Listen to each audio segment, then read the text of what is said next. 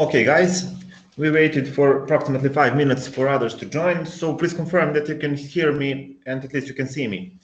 Here, before we start, could somebody write down if you can hear me? Okay, thank you. Thank you very much. So now I'm going to share my screen.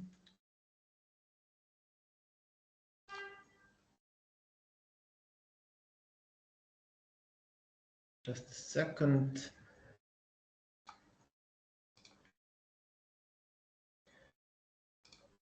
Here, you should see my screen right now.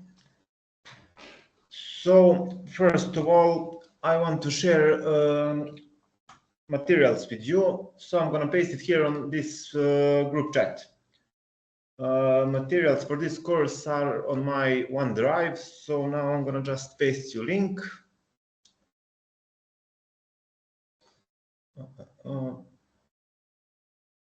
Here.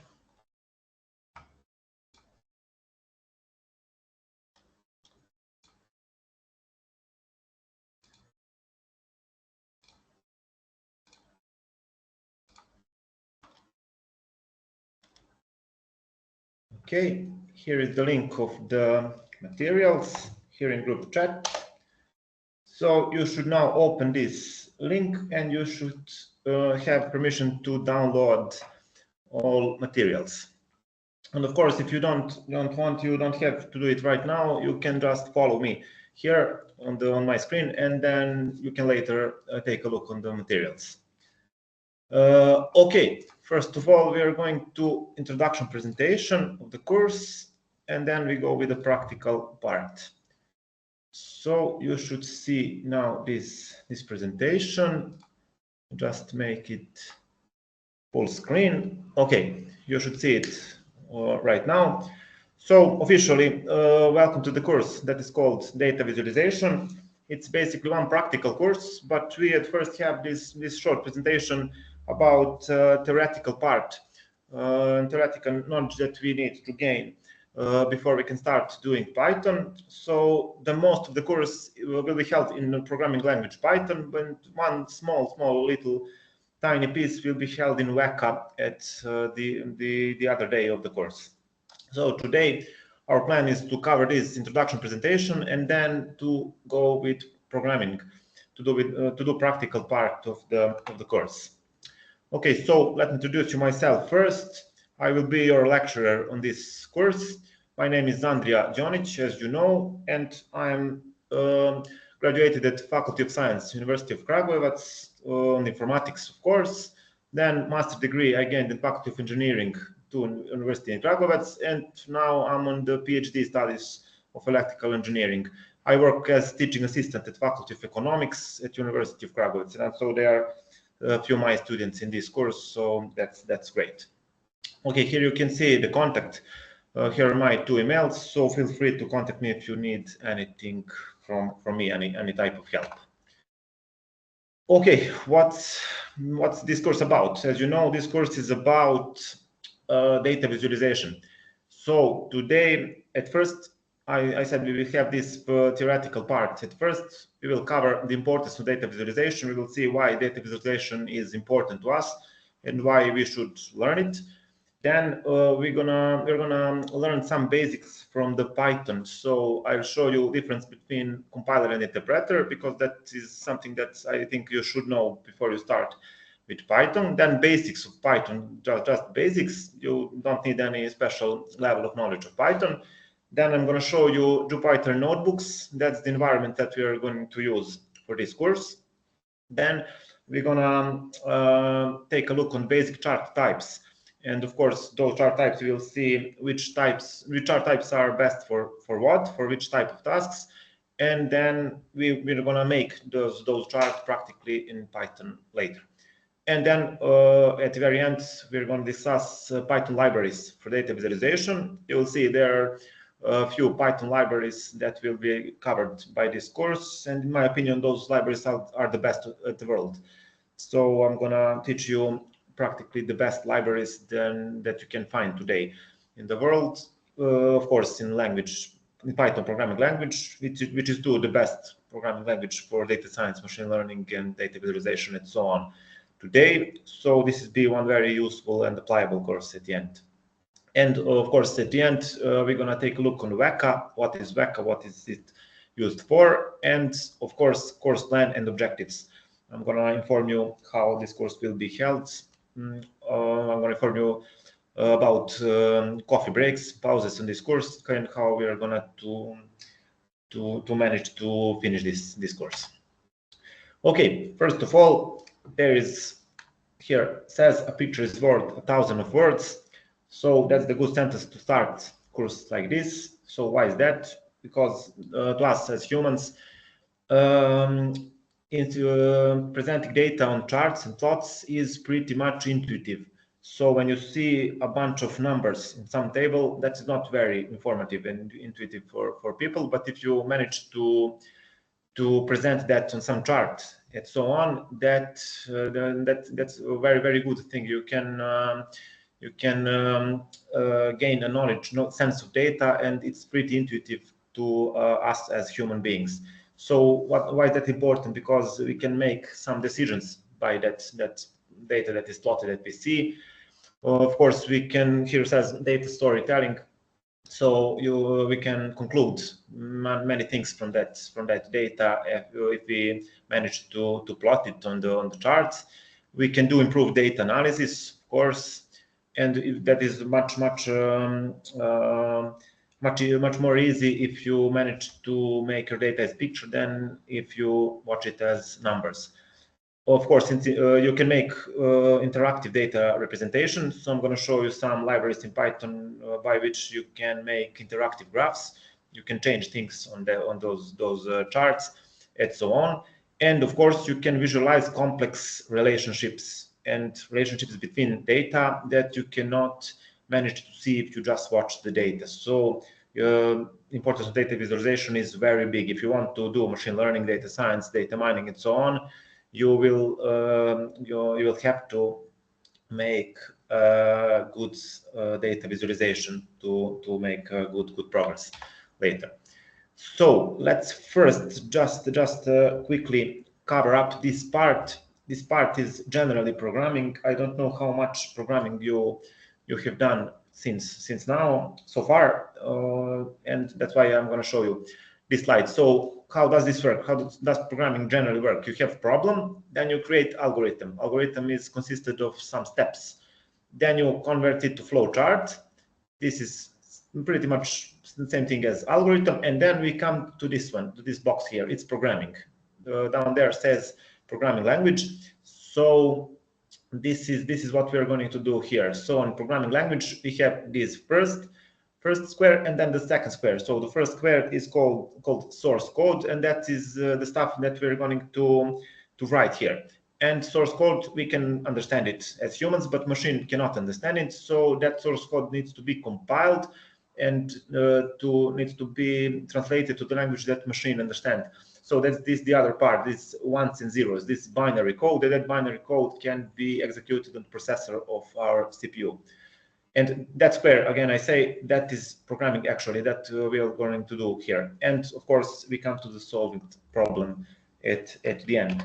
So this process of translating source code to the executable code, to the code of code that our processors can understand, is called compiling.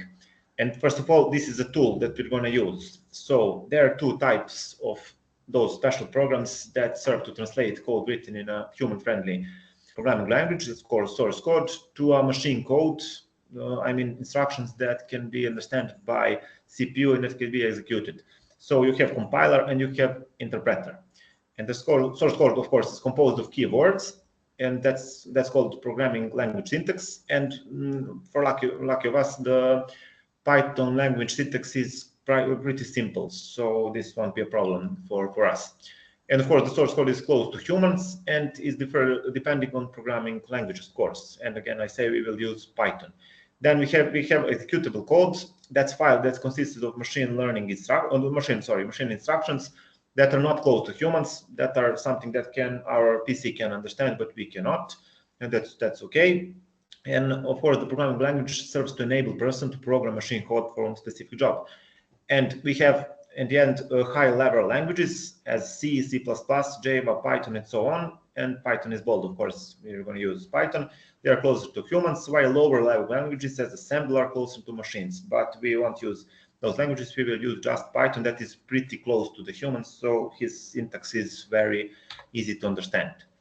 And we have two primitives. We have compiler and we have interpreter. And you will see why is that important. So the main difference shortly is in that if you have source code, you put it to the compiler generates machine code, and you have output. And the catch here is that compiler translates whole code as a whole. You cannot translate instruction by instruction, but you can compile the whole code, and of course that is being done in the background. You don't do it manually, of course. And then you have interpreter, and which is the basic, the main part of the interpreter. The main catch is that interpreter takes executable, takes source code, high-level code that we wrote on our keyboard, and it translates instruction by instruction. It translates one instruction, then he gets another one, then he translates another one, and so on. And this is very important because you can execute part of the code, not whole code. You don't have to execute whole programming code that you wrote, but you can just part of the code execute. And this is how Python works. Python is actually interpreting language, and it's one of the most programming languages today.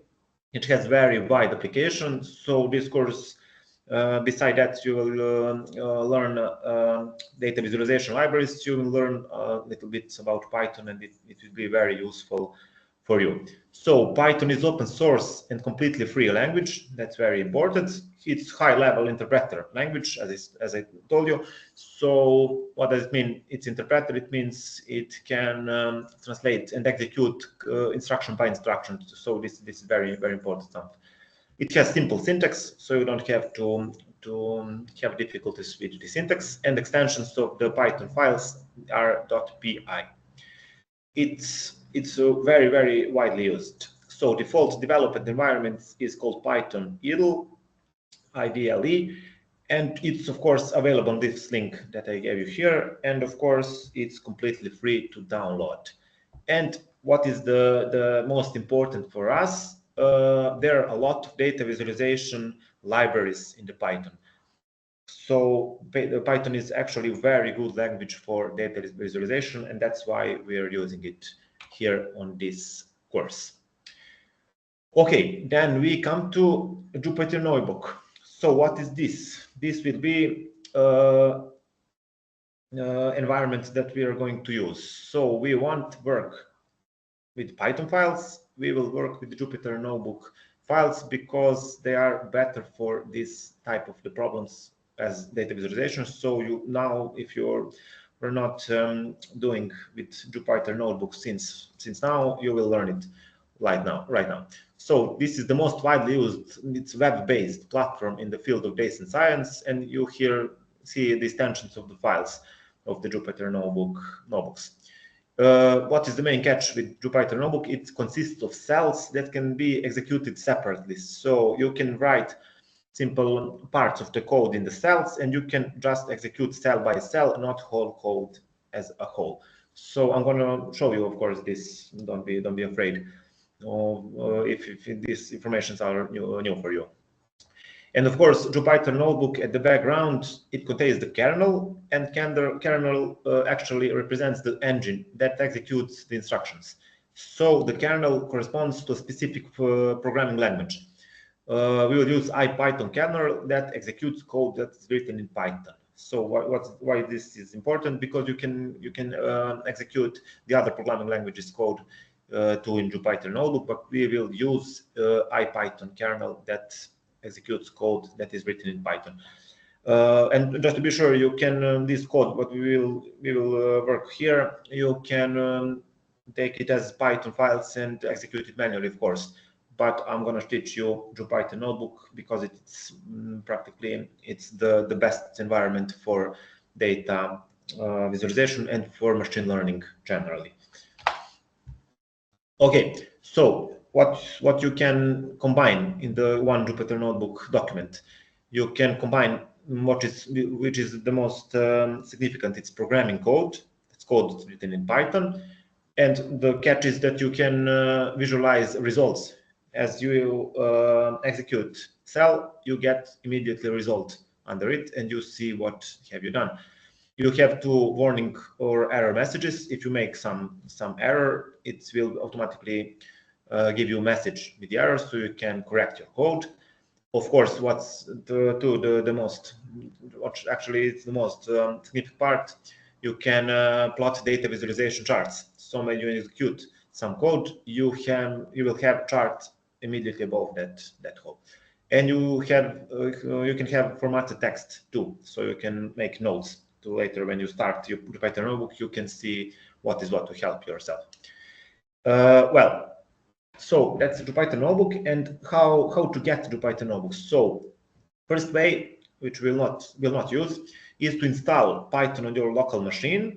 So you will need to install Python on your PC, and then you can install install Jupyter Notebook 2 on that machine and connect them, and then you can use some editor as Visual Studio Code or so on, or Python eval at least, and use it and local on your machine. But the catch is, if you do it manually local on your PC, you will have to install every single library package and so on just to can use it on your PC. And there is a catch: you can face a lot of problems with versions of Python on your PC, then version of some library specific that we will use and so on, and you will have to manage to take the end on with these problems. But to solve that problem, I mean to avoid that problem, we will use the second the possible solution. It is using online environments.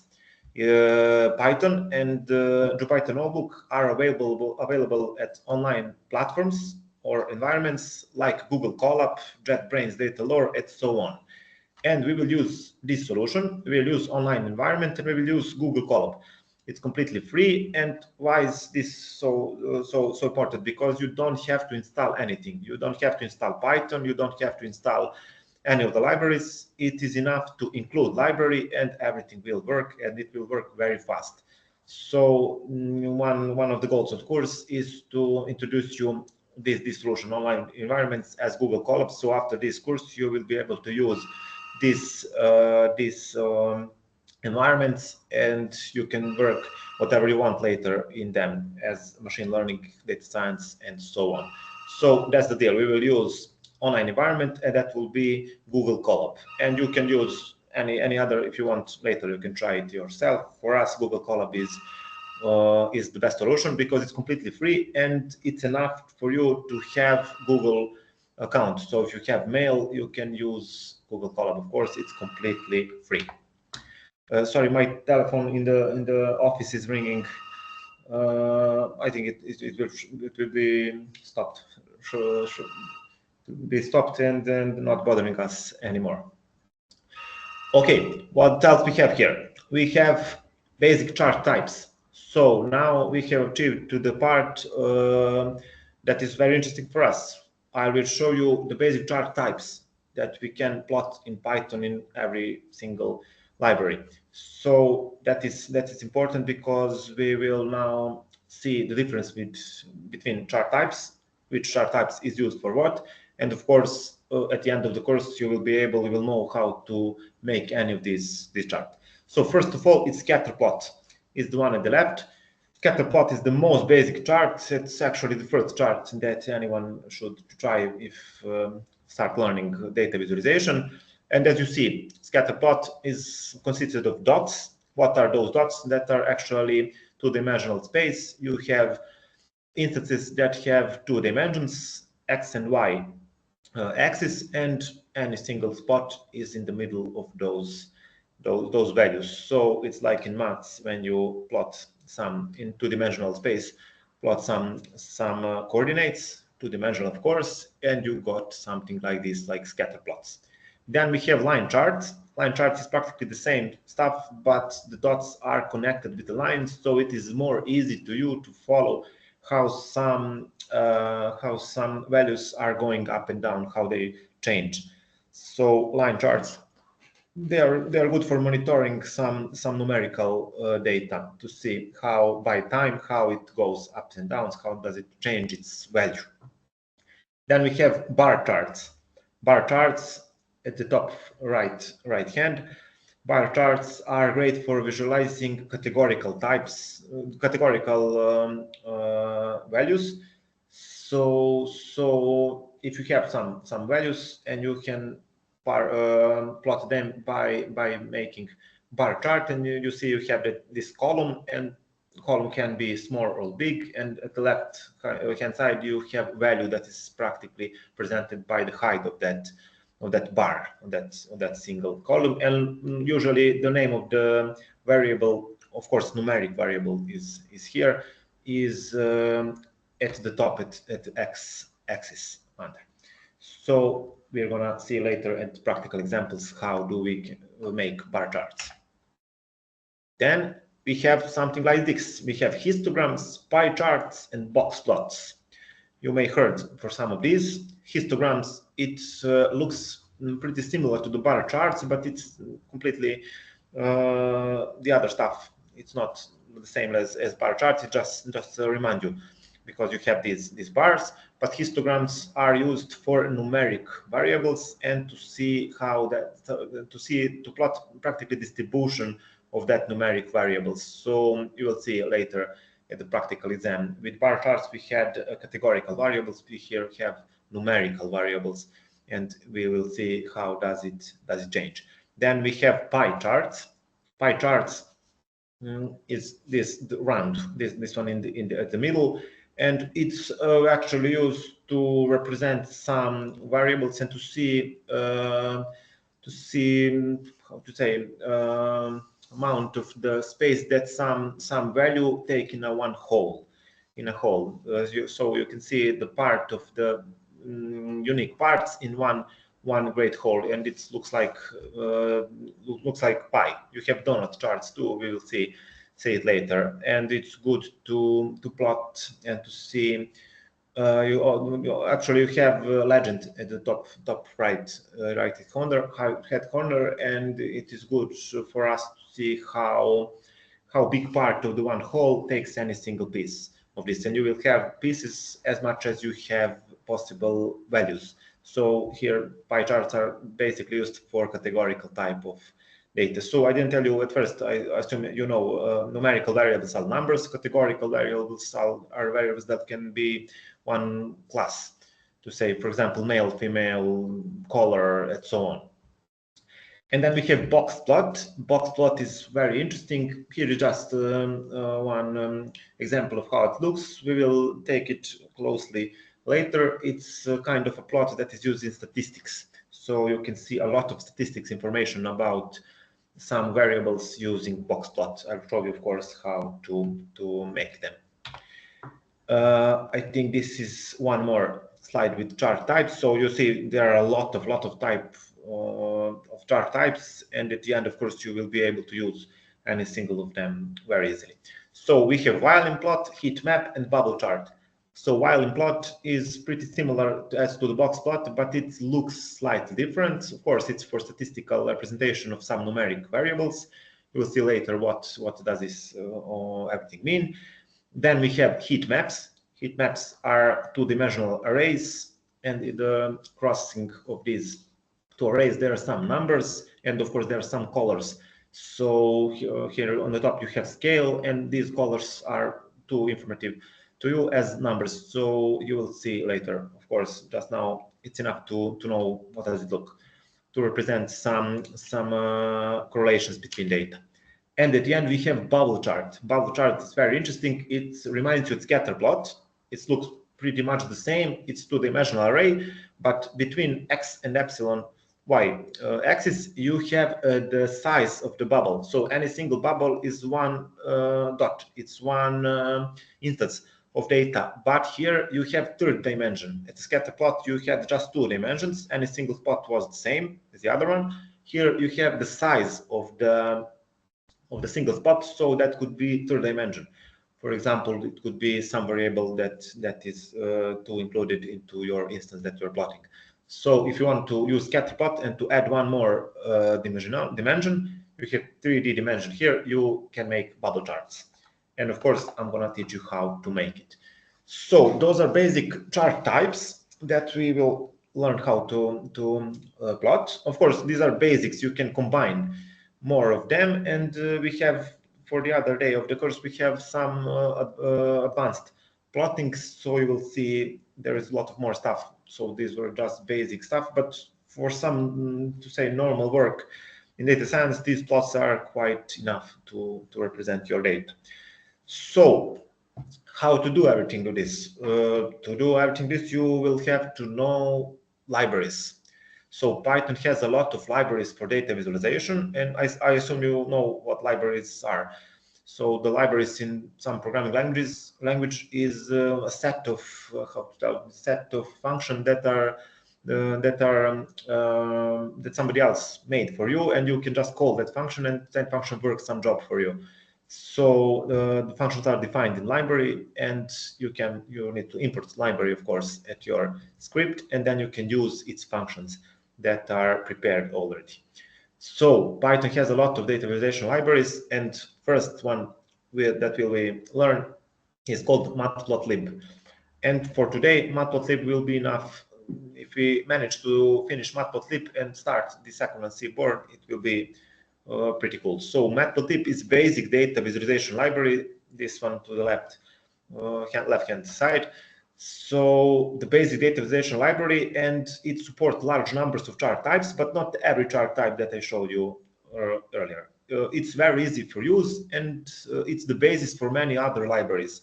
So many other libraries that are better than matplotlib, they use matplotlib as base. So data visualization library matplotlib, it's actually the good start. It's the first library that we will use. First library that I will teach you, and this library is, I think we have the most of materials in this library, so we will work it approximately 1.5 hours, maybe more. So these other libraries, yeah, the examples are shorter because we will just watch matplotlib the best we can. Okay, the second one, it's more advanced. It's called Seaborn.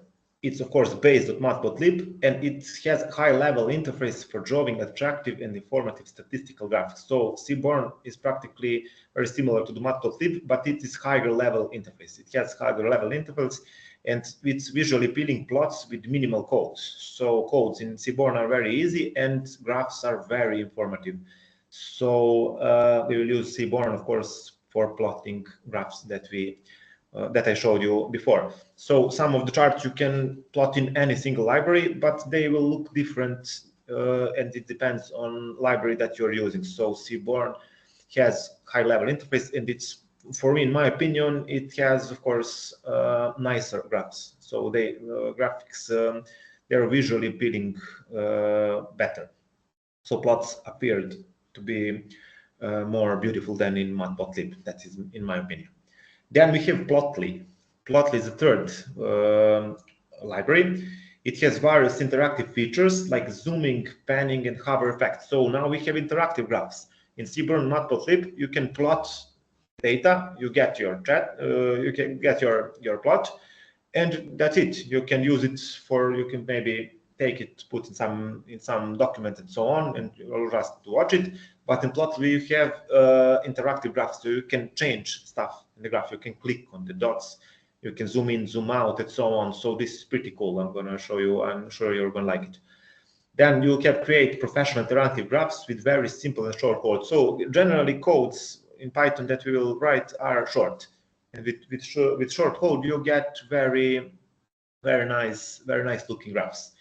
And Plotly, it's great for unexperienced users, and it's very user-friendly and easy to use. But I would say any of these libraries are user-friendly, so it won't be very hard to learn stuff.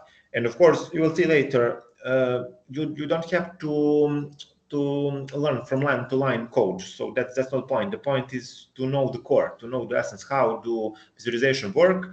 And of course, myself I don't know even any single stuff. So you need to learn how to use Google for stuff like this. So sometimes it is enough to know how this works, what library has, and what it could be done with these libraries. But of course, you won't be able to learn from line to line any single line of code that we write. So that's not the point at all. So don't be afraid if you see a lot of information. So it's enough to know the core.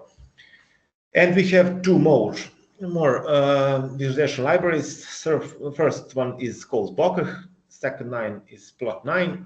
So the first one makes it, here it says, it's simple to create common plots, but also can handle custom or specialized use cases. So in this Bokeh library, you can do whatever you like, as in previous libraries, but you can do some specialized use cases.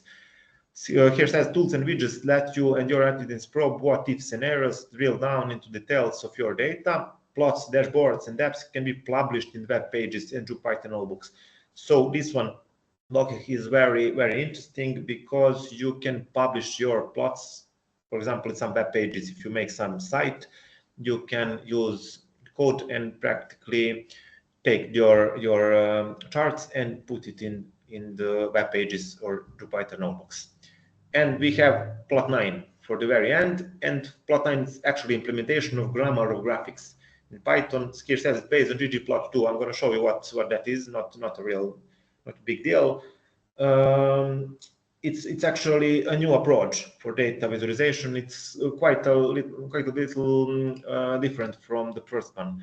So for the first libraries, so again, you can use it if you want. You don't have to if you don't want. But if somebody likes this grammar of graphics, I'm going to show you what is this principle. You can use it. Some people like it, some people don't, and that's completely okay. So the grammars allows you to compose plots by explicitly mapping variables in data frame to the visual objects that might make up the plot. And here says custom or otherwise complex plots are easy to think about and build incrementally, while the simple plots remain too simple to create. So you can make very complex plots here, and you actually build plot. You're adding stuff to your code, and you practically build up your diagrams. So that's the point with this Plot9 library.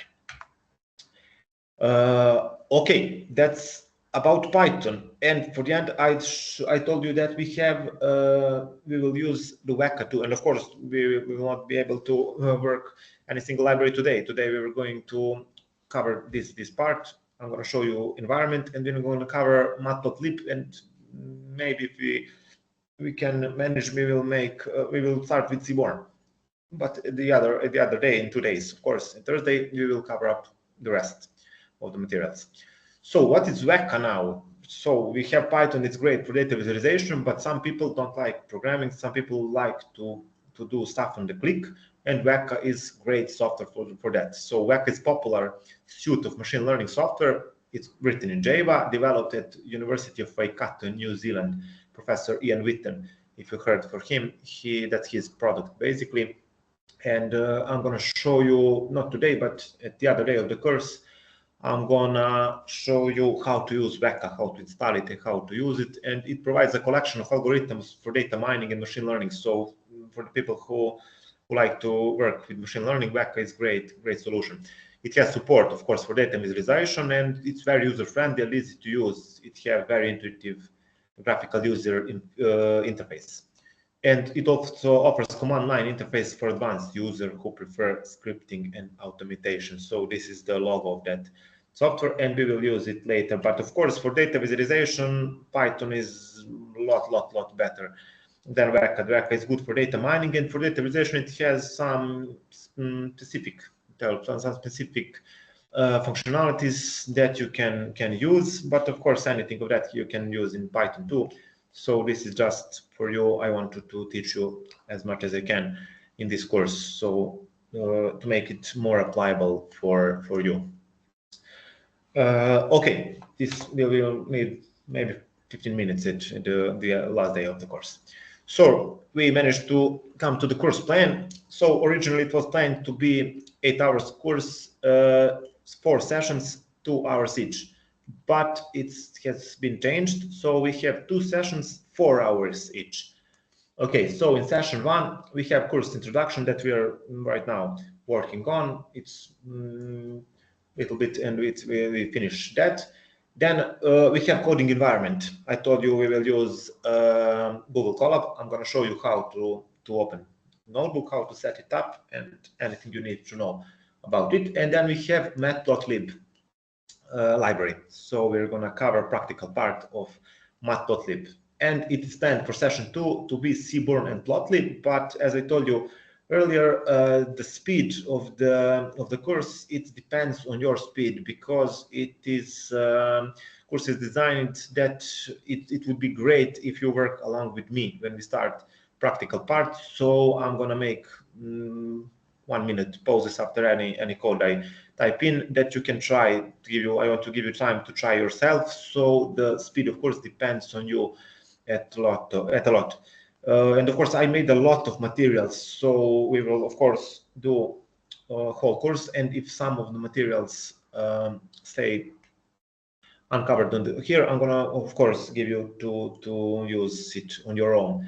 So today, Matplotlib is now our next thing. And Seaborn, and I don't believe we can manage to do Plotly.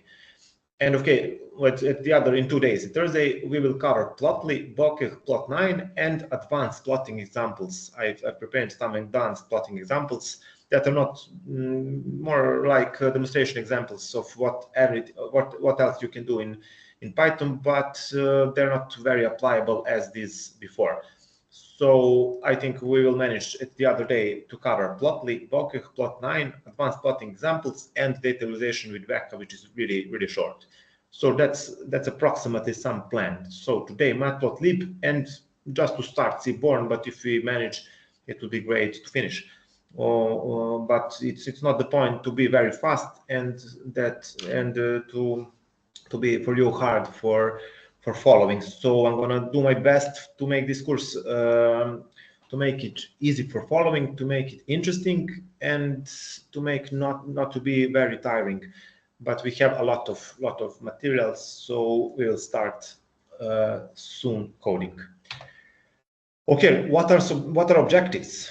So why are you listening this course? What I expect you to know after you finish this course: knowledge of libraries, chart analysis, and data transformations. So knowledge of libraries, I think you will, when you finish this course, of course, you will know the processed libraries and their functionalities, and you will be able to use them with new sets of data. So I'm going to show you functionalities and we'll be making the charts with some data. And of course, I want you to know when you use new set of data, I want you to be able to handle new set and to make new visualizations that you were not doing here on the course. And also you will be able to independently overcome new visualization libraries. So these are the best visualization libraries in the Python, but there are more. There are more visualization libraries, and Python is open source language. It's constantly growing, and people are making new libraries. So when you finish this course, I want you to make you able to understand new libraries and overcome them, and maybe one day use it by your own. Then chart analysis, you'll be able to know how to correctly interpret the obtained graphics and charts, and how to gain the knowledge in further works. So it is not enough for me if you just are able to plot some data and you don't have any idea what have you done, what is that, some numbers, some lines, some dots, and so on. I want you to know how to interpret those graphics and to know what you have done. And data transformations, at the end, you will be able to perform transformation of data into form that is suitable for certain type of visualization. So you will see maybe not at Matplotlib, but later with the other one, with the other libraries, you will be able to transform your data. We will use some real data, and before you do visualization, you maybe have to transform the data in the form that is suitable for certain type of visualization. So that we will cover it here on course, so don't be afraid about it.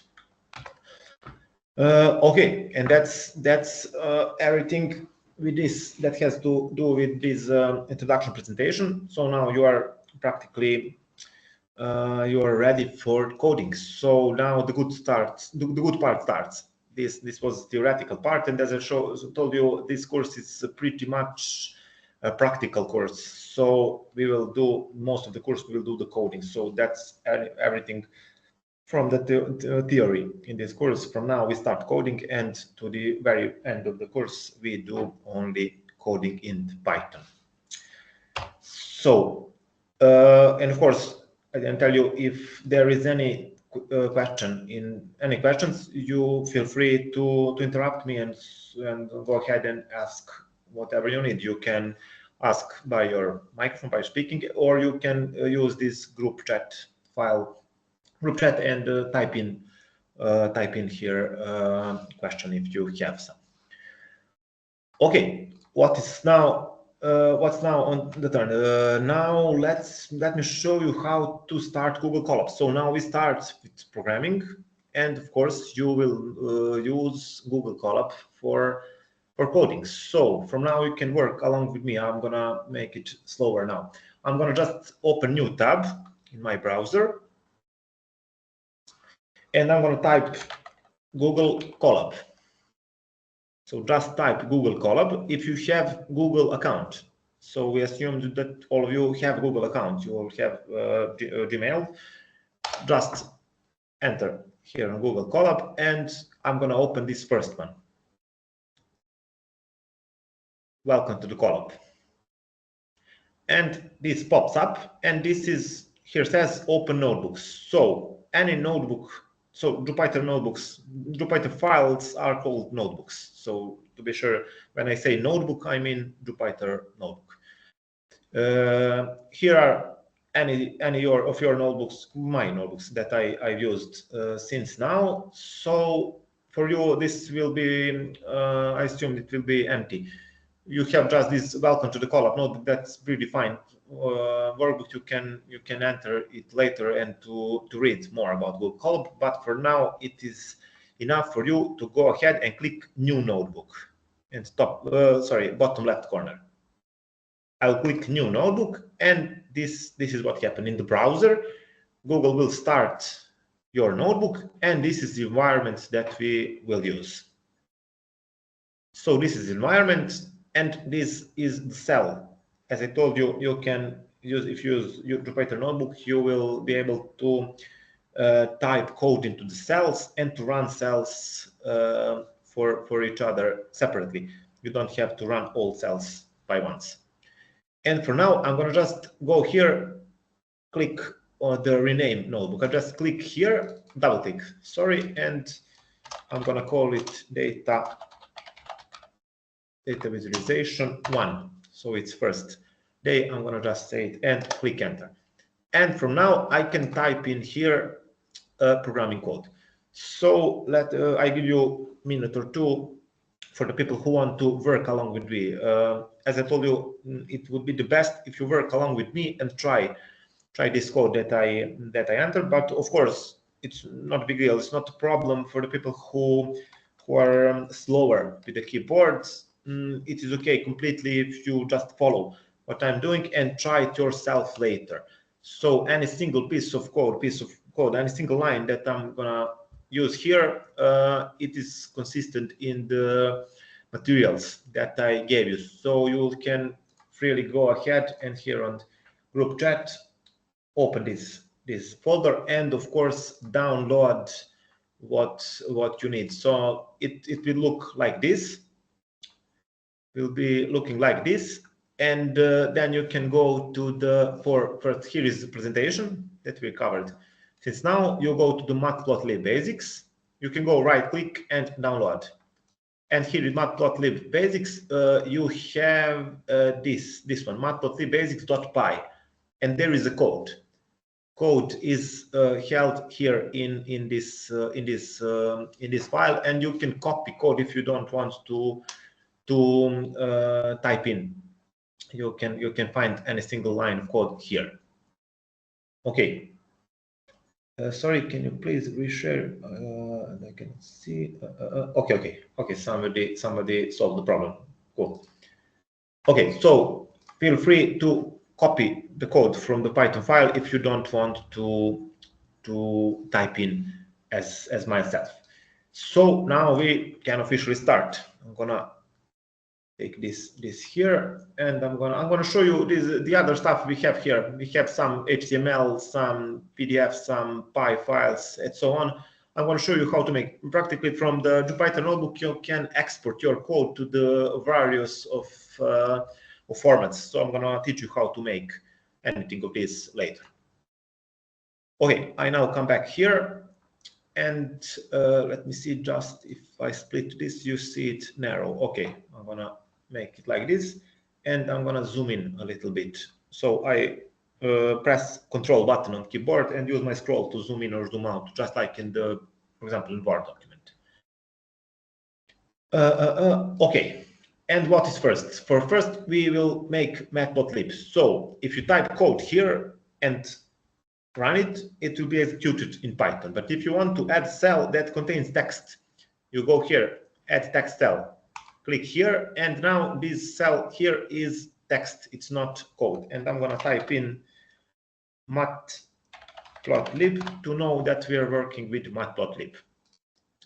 I'm gonna select it and I'm gonna click bold to make it bold. And how you execute cell? You press Shift button on your keyboard, and while you're holding your Shift button down, you press Enter, and that's how you execute code. And because this was not code cell, this was text cell, it is calculated as text. The other way is to click on this run cell button. Okay, so I said here we are working with matplotlib, and now we can officially start.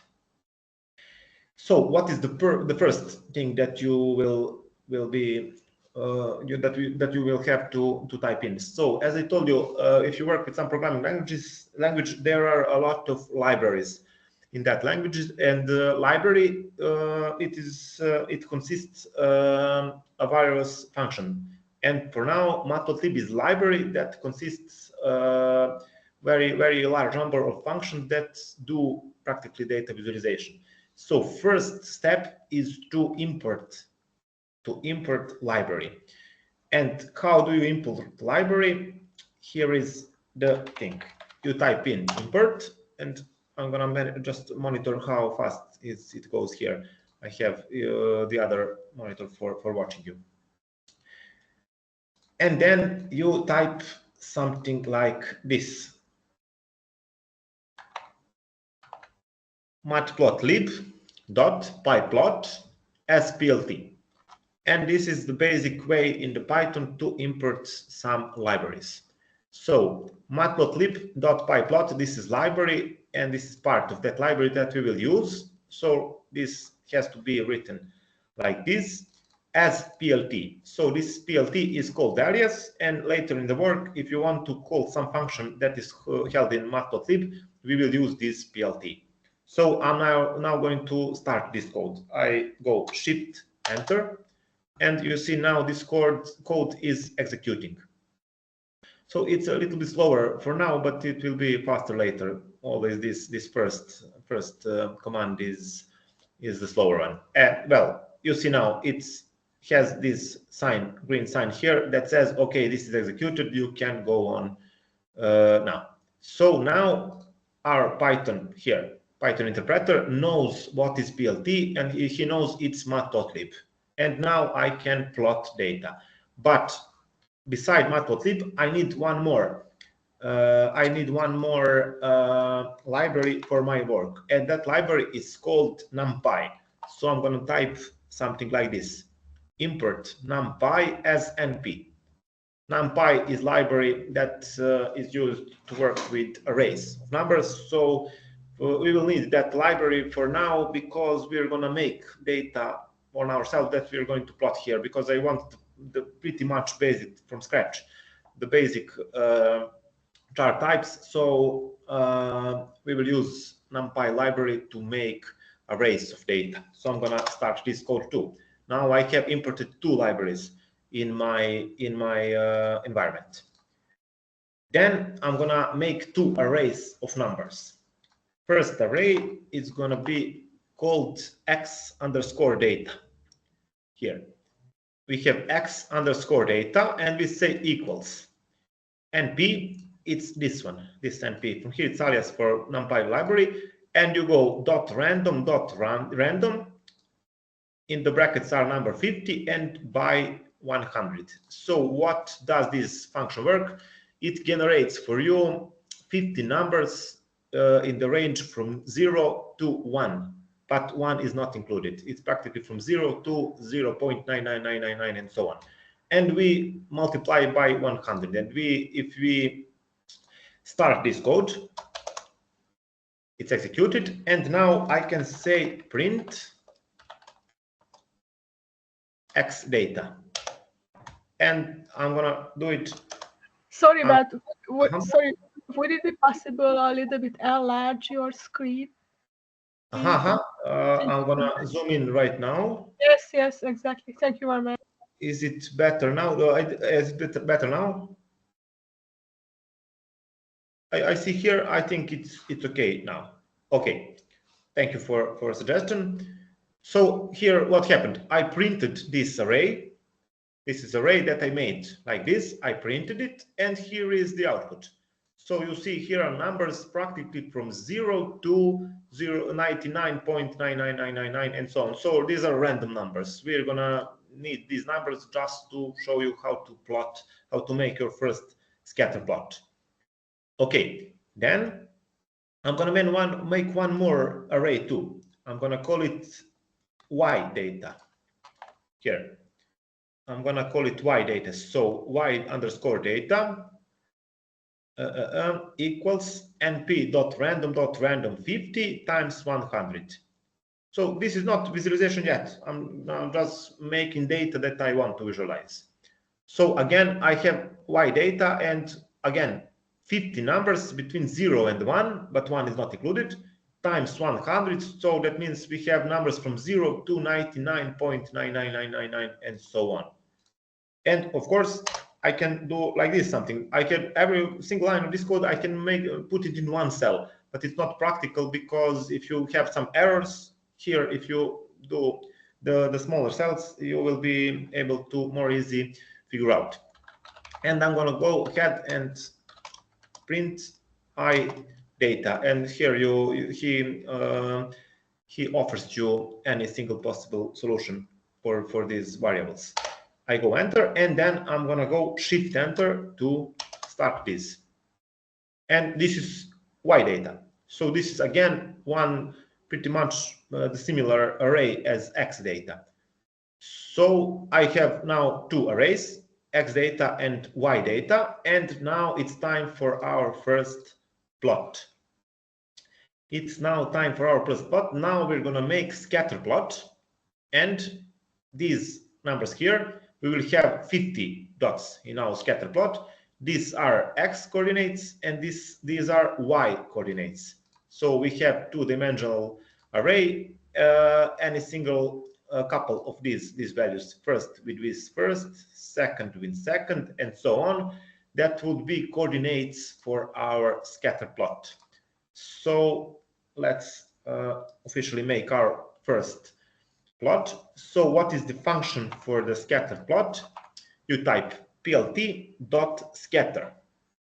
So plt is alias for our matplotlib library here. And the scatter is function that is defined in this library, and that function works really simple. You get it. These are core arguments of the function, and every function here takes some arguments and makes some work for you. So these are x data, this is epsilon data, and practically it will plot 50 dots in our scatter plot. These are one coordinate, these are other coordinates. So two arrays that we made we will use to plot. So this is random numbers. So let's see how does it look. And of course, last command that you need to insert is plt.show. So plt.show and empty brackets, it will actually show the data that you plotted. So I'm gonna just now run this, Shift Enter, and here is eventually our first plot that we made. Now I need to zoom out a little bit for you to be able to see the result. So, well, here is the first scatter plot. Congratulations, we made our first scatter plot and our first plot ever in Python. So we have 50 dots here. You can count if you don't believe me, but we have 50 dots here, and those dots are practically these two arrays. First array are one coordinates, the second array are other coordinates, and here we plotted any single of those dots. And of course, these numbers were random. So because this function may make random numbers, so there is not any type of shape here of the dots, just a randomly picked dots and put here on the graph. And we made our first graph. So what now I can do? I can now change the number of the sorry, not number, but the color of these dots. So how do you change the color? For example, I don't like blue color. I want red color. I more like a red color. So I want these dots to become red, not to stay blue. Just one technical information. Feel free to tell me if this is too much tiring. So if you need some pause, coffee break or something, I plan to work approximately 1 hour and 15 minutes, then make 15 minutes break, and then again work approximately 1 hour and 15 minutes, and make another 15-minute breaks. So in today's sessions, to have 2 breaks from 15 minutes, and the rest of the time we will work. So let's do 10 more minutes, and then we will have a break of 15 minutes. Okay, so feel free to tell me if you need break sooner, but 10 minutes and we will make break. Okay, how to change color? Practically, we now have first one, and we can change color by adding here. So I'm going to edit this code that I typed in early. I can say comma and say, oh, sorry. Parameter is called color. Okay, type in color. Sorry, not color, it's red. It's C. I say C equals, and under the quotes, I say red. So C parameter is used to define the color of the dots that are put in the scatter plot. So C equals red means I want red dots, not the blue one. So now if I run this code, I have the same scatter plot, but dots are now in red color. So you don't have to copy whole code. Just add this parameter here, and he will change the color of the dots. Okay, what else you can do? You can do something like this. For example, I don't want to use English language for the color. Here says C equals red. I can say something like this. C equals, and then some code. What will happen if I run this code? Well, I get the scatter plot with the black dots. So does anyone know what is this? What is this code that I paste here? So this code is obviously color. So it's obviously color, but what is feel free to say if you know, if somebody know what is it, feel free to say. Turn on your mic and say.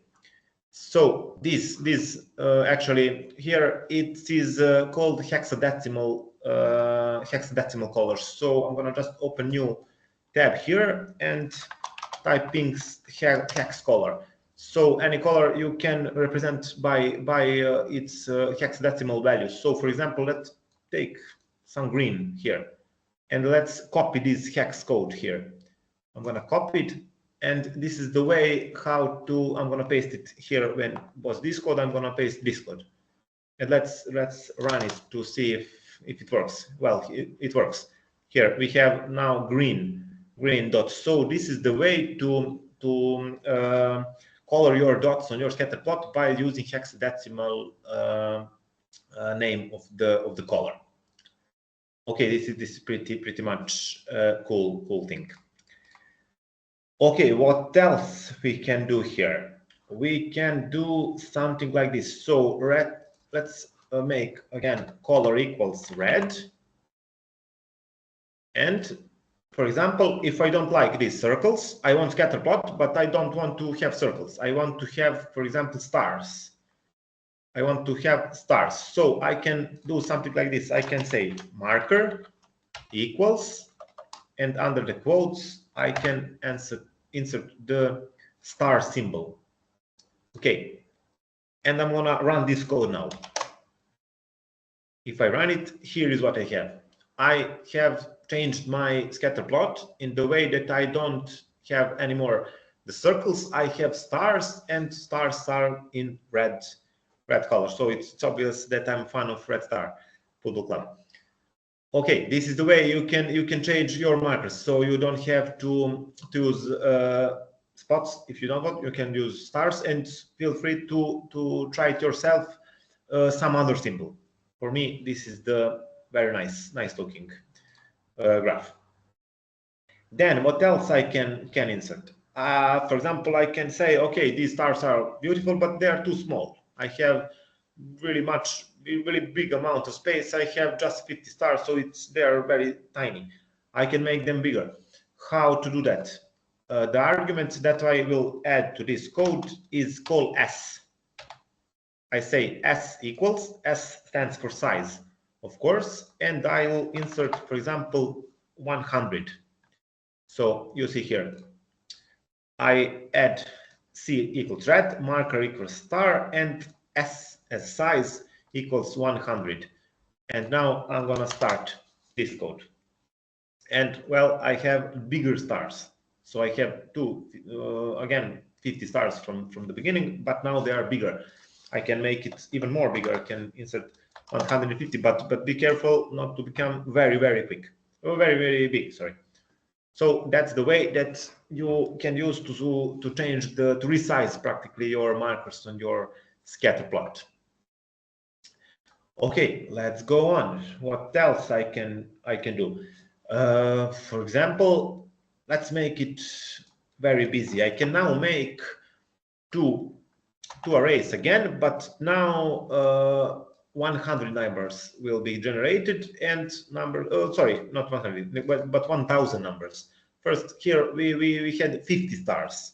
We had 50 numbers, but here I want to generate two arrays, and every array will be made from 1000 numbers, the same numbers from 0 to 1, and times 100. That means they're going from 0 to 99.9999, and so on. So 1000 stars, 1000 numbers. So these X data and Y data are really large arrays of data. And now I can copy this code from here, or I can just go back to this cell. I don't practically need to copy this code under. If you execute this code, whole Python interpreter will be aware of what is this and what is this, and you can now again start this code that is above, and it will work. So these X data and Y data are not now arrays from 50 numbers, they are now arrays from 1000 numbers. So if I run this, I will have very busy graph. You see here are a lot of stars. So here are 1000 stars. So this was the way for you to show you how it works. So this code don't have to be one by other. You can execute this cell, then you can go back to the top and execute this one, for example. But what is matter is that Python interpreter needs to be aware of any single piece of data that you have in your notebook. Okay, so that was the way to make a lot of numbers. So what else I can do with this? What else I can do? I'm gonna just now zoom in again. Of course, if you don't manage to type with me, you can copy code from the materials that I gave you. Feel free to copy it. Okay, what now I can do else? I can add something like this. I can say, for example, I can add one more parameter here. I say alpha equals 0.3. And what does alpha do to this? Let me show you. I'm gonna start this code and see. Alpha practically adds transparency to the symbols on scatter plot. So they're now not solid. You can just watch it through them and you see where is the darker red. Practically more dots are at the same space because here are a lot of data that is plotted on the small graph. So you just can add transparency to your markers at your scatter plot by adding this alpha. And of course, that's the point. It's enough for you to know what else you can do with your Python library, but you don't have to know from line to line. And I don't know by heart everything of this. I rather use Google when I don't know something. I know what I want to plot, and then I use Google to remind myself of these parameters. So you can memorize some of them. Not a big deal if you don't. Just use Google, and you will find out. But it is important for you to know whatever you want. You can do. That's what's important, and to know how does this work. How do you call functions from your Python script? Okay. Well, now let me see what is the next. Okay, we could make one pause now of 15 minutes. We just started it. The next thing we will do is line charts. So before we start with line charts, let's make one pause of 15 minutes.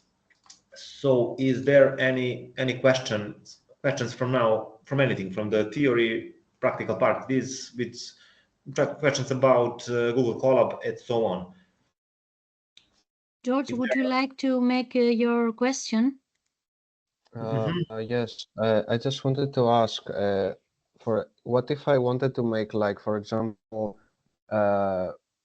let's go back to the previous example where we had like 50 stars, and what if I wanted to like color 20 of them green and the rest of them blue, for example? Is that possible? Okay, that's a good question, but that's here not point of this example. That example will come later. We will have it, Right. but let me just think. I think it's matplotlib. It's very hard to do that, but that's why we have the other at Seaborn. It's very easy. For example, we will see later on that example will come later. But it's a good question. Right. You go further already, so it's good. It's good, but it's matplotlib. We are gonna stay with this. When we start with Seaborn, we will have exactly that example that you asked. All right, thank you very much. You're welcome. Great question. Okay, if there is no more questions, I'm gonna just take this timer, and recording will, I think it will stay. It will stay on, and I won't go out from this meeting. You can still say included in the meeting. I'm just gonna see just how does this work. I found some online timer, and let's like this. I'm gonna place it to the 15 minutes, and I'm gonna start it, and until it comes to 0, we won't continue. When it comes to 0, we continue, and that's how you can monitor how much time you have on pairs. Excuse me. Excuse me. Let me one more question, please. Can you please show again the second example? What was the end of the code? We only added 100 to the. I'm not sure what example you're asking for. The second dot. Let me just see. The second one was when we inserted the red color, right? I mean the last code field, which generates the 1000 dot. So at the last example, we add this parameter alpha. I put it to 0.3, and let me just. I mean the last code under the diagram. Yes, please. This. It was this one. Yes. Can you please enlarge it? Of course. So what does this lines do? So we have one line. This is one array. We're practically making two arrays. This is first. This is second. We can separate it. We can put this one under. So let's focus on this one first. We will have one variable x data, and we say np.random.random. That is random function from the NumPy library. Yes, okay. Okay, I understand. Sorry, I just only don't see the plus 100 at the end of the code. So these are 1000 numbers from 0 to 1, and we times 100 them because we don't want the numbers between 0 and 1. We want the numbers between 0 and 99.91. So this is practically just to make bigger numbers, but this is not necessary. And I can run, and I can this too. Thank you. And we have two arrays from 1000 numbers. And these numbers are plotted here. So this on the x is first array, and on the y-axis is the second array. And we practically made dots from those arrays. These are coordinates for our first and our second coordinates. So you can separate like this, or you can make them to the single cell and just run it. Thank you very much. Okay, you're welcome.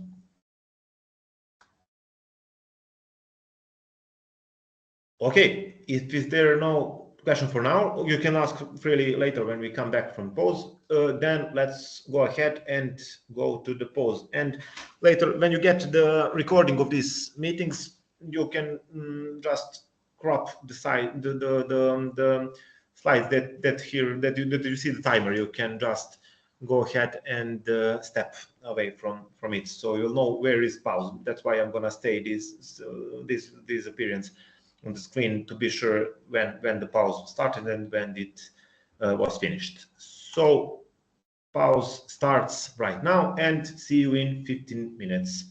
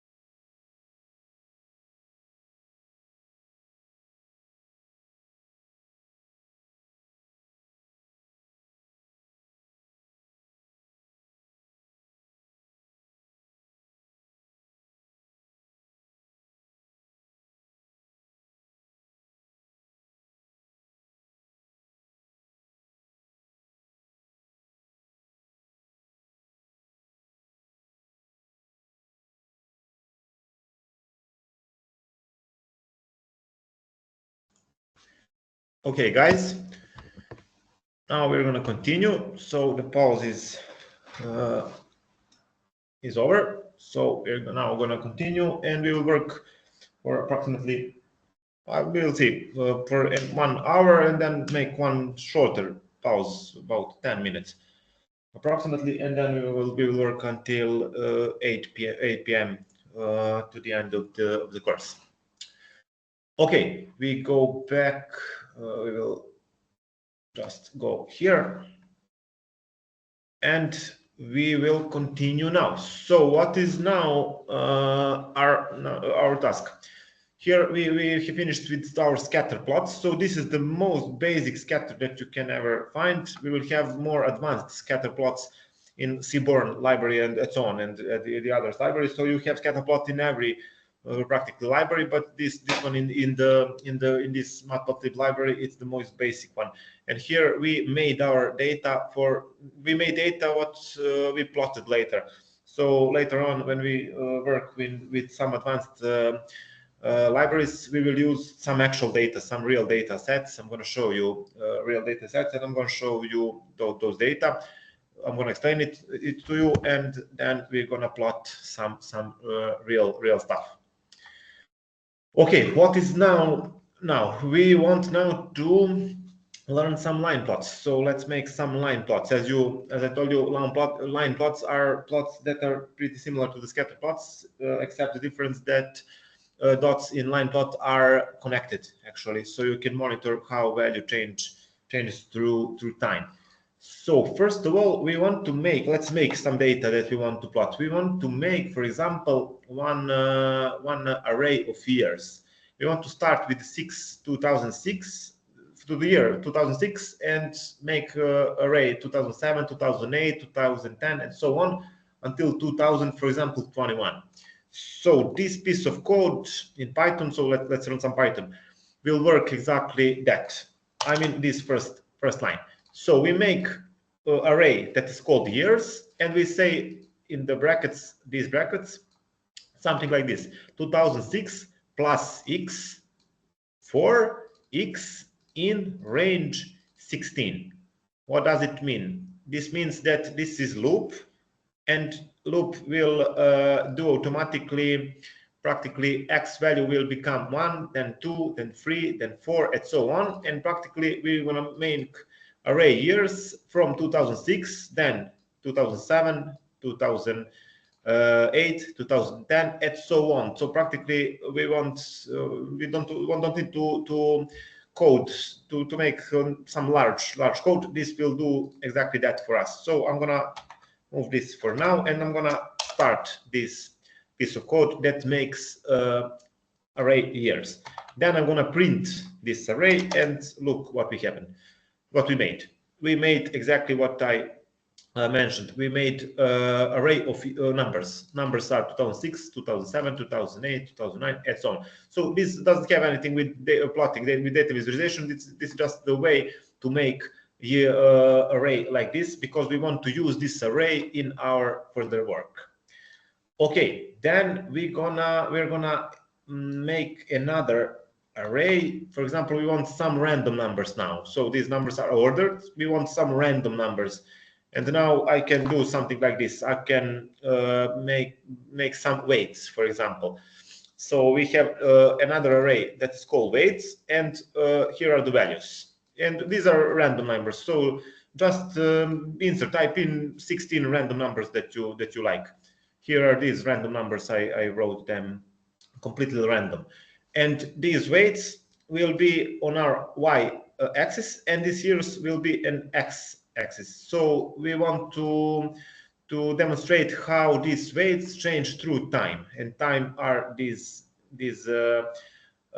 So this is again, I say, not quite real data. This is just for demonstration of how line plot works. So it's not very important which numbers that you insert here. So for example, I made this array, and I'm gonna now just print it. But you don't have to even to type print weights. You can just type in variable name, it's weights, and you can go ahead and run this code, and he will print to you values from this array. So these are values from our second array. So we have two arrays: array years and array weights. And now we can plot line chart. But first of all, let me show you how to calculate the length of these numbers. So you can type in something like this: print, and of course, as I assume you know, print function prints anything that you put into it. And then what we put in the print function, we put this len, and in the brackets we put years. Years is our array. So when I start this, Python says, okay, it's 16. So I'm sure that I have 16 numbers here.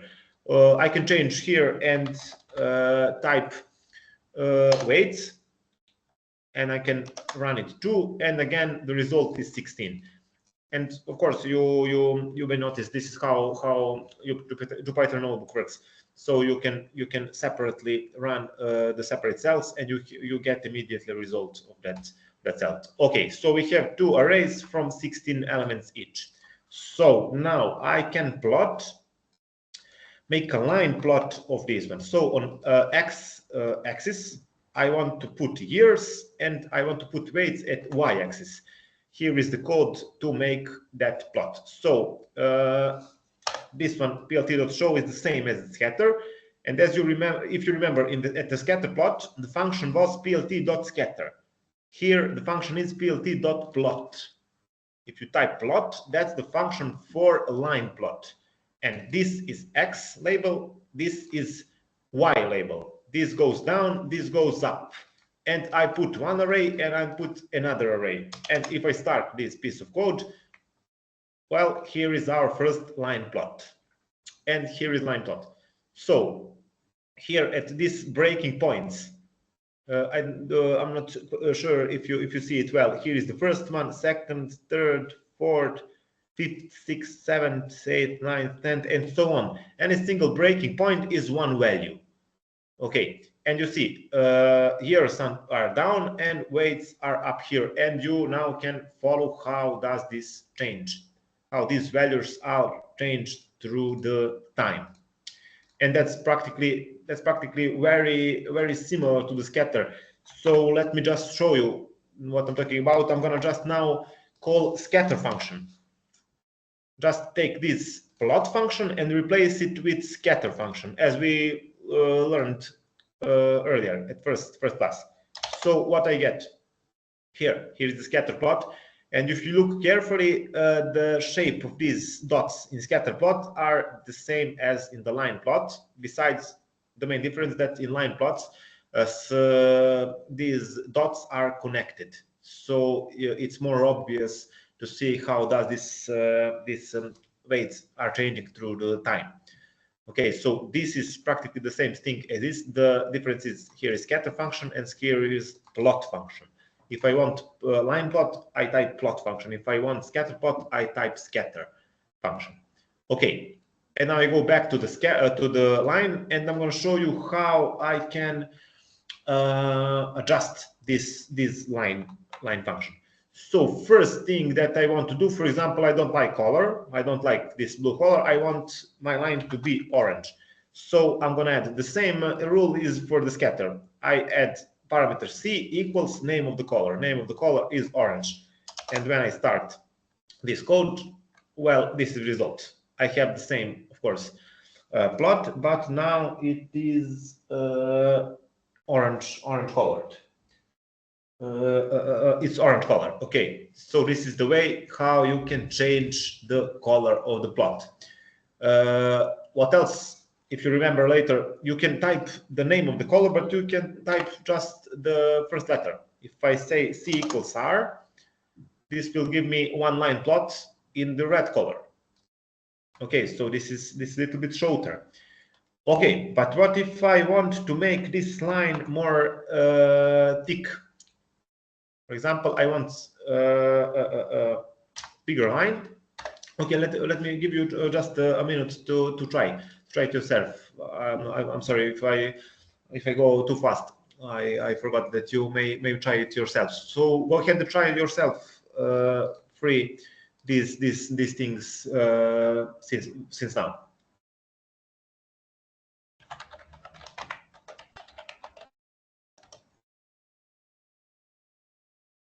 Excuse me, I got a question. I just wanted to ask, is it possible to have both bullet points and lines on the same graph? For example, we want to be able to see both the bullet points and the scatter, so we can, I don't know, for visual purpose, for example. I don't know if you understand what I'm saying. Let me just try.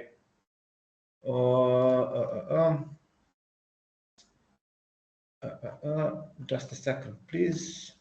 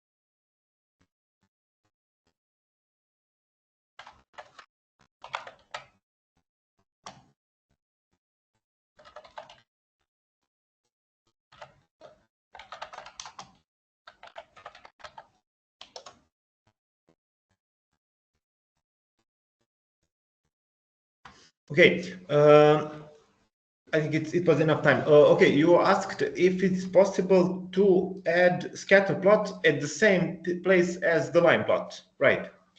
Okay, I could try something like this. I could type in plt.scatter,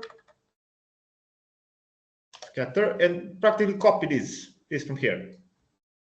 If I copy it here, and if I start this, so is this what you asked? You practically get plot and the scatter at the same place. Yes, that's exactly what I asked. Yes, thank you very much. That's a great question too. So here is pretty much obvious where is the breaking points of the line. So if you type the plot and the scatter function one after the other and then go plt show, it will plot at the same place, at the same diagram, plot and the scatter graphic. It will be a line and the scatter at the same place. We have this with another libraries here, so that is not between these examples here, but this is the good example to show how the line is break. So this is the great question again. Okay, so here is the two plots at the same place. Okay, what else I can do? I'm gonna now just make this one. Let me just show you how to make a comment to the Python code. If you have some Python code and you want to comment some, you add this bracket in front of it, and this is now considered as comment, and it will be not executed. Just this. So if I start this now, it will be just the basic line plot without this scatter. Okay, so this is commented. This line is under the comment, so that's why it's not here plotted.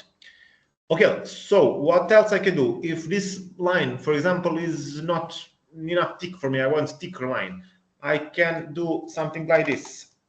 LW equals, it stands for line weight. For example, equals 5.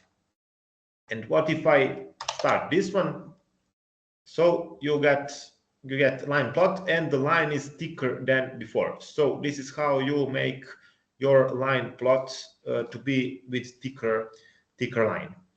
So what else I can do? I can do something like this. I can add here something like this. For example, if I want to change line style, I can add something like this. Parameter is called align style, and 2 minus signs. I can now remove this from here. 2 minus signs, and when I start this, I have my line graph, and the style of the line is as I written here. So now I don't have a solid line, I have dashed line. I have dashed line, and the line practically looks different. Okay, let me just check if there is any. Okay, there are no questions. Okay, what else can I do? What else can I do? Let me see if I just remove from here this line width. Of course, then I will have the previous tick of the line, and of course the line is exactly the same because the data is the same. Color stays it's red, and line style is just this one. So you can combine these parameters as you want. You can have some of the parameters and some don't. So feel free to try different things with plotting. Okay, and that's practically everything with line plots from this library, from Matplotlib. We will use some advanced libraries to make better line plots later. So for now, this is just enough. So let's now go to the bar charts. I'm going to show you now how to insert bar chart to your notebook, how to plot some bars. So let's make 2 arrays again. Here is a code. Let's make 2 arrays. First array, it will be made from these texts. Okay, and these are some programming languages. For example, C, Java, Python, C++, and C#. So first array is array of strings. It's just texts. And let's, for example, make second array that is called y or epsilon, and it is consisted of 5 numbers. For example, we have 20, 60, 150, 20, and 30. You can write whatever you want. This is again not real data. This is just a demonstration example. Okay, and for example, these programming languages is languages that we know, and this is, for example, our level of knowledge of those languages. Again, I say it's completely random numbers, nothing real. And I'm going to execute this code, and now I have these 2 arrays. Well, let's now, for example, plot. I want 1 bar graphicon, 1 bar plot with for one column for any of these programming languages, and the height of the column will be measured by this. So this one, third one, Python will have the greatest bar. So if I want to do this, bar chart is a great solution. So how do I enter bar chart? Here is the code. Function is called bar. So I go plt.bar. And again, first value is value that goes on x label, x-axis, and the second value goes on y-axis. So here, x and y are this one, this array and this array. They are here, and plt show, of course, as the last command. And when I start this, I'm going to zoom out now. Here is our bar chart, and congratulations, we just made our first bar chart. And you see when bar chart is very useful. You have programming languages down there, so that's first array, and you have values that are plotted. That's the second array from here. So what matters is for this x array to be categorical value. What does it mean categorical? It means it could have some of few categories. So these are categories: C, Java, Python, so on. These are categories, and this one that goes and y axis has to be numeric. So these are values that dictates how tall this bar will be. So this is the perfect example of using bar chart. So this is how you enter basic bar chart. Okay, let me see what else we can do with bar chart. I suppose you know already what's the first thing that I will change. For example, I can say C equals red, R. But here I think it's not. Let me make mistake purposely. I'm gonna start this code. See what happened. I start this code, and I got error message. This is error message, and I have I don't hear the bar chart because our interpreter stopped at one point because this code is not correct. So parameter for the color in bar chart is not as in the line and scatter chart. It's not C equals, but here you type color equals. So this is the thing you should remember, but of course you can find it on Google if you don't remember actually. So you have color equals R. Let me start this one. Let's try. Okay, this one works. So in the bar function for the bar, that's how somebody made this function. He told it's better to go and to be written color equals R than to C equals R.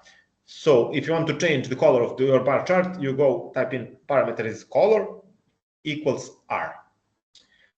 Okay, let me try something else. Let me try, for example, color equals G. If we type color equals G, I suppose you know we will get green bars. Then let me try something like this. I can add one more parameter here. It is called align.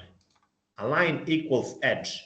What does it mean? So take a look here. Bars are here and the values are at the center of each bar. You know, Java is at the center of this bar. Python is at the center of this bar. But if I type align equals edge and start this one, look, now it is not at the center, but it's at the beginning of the bar. So practically value is showed at the beginning of the bar, not at the center. So, but of course, you can use whatever you like. Then what else I can do? I can now remove, for example, I don't like this to be at the beginning. I want it to be at the center.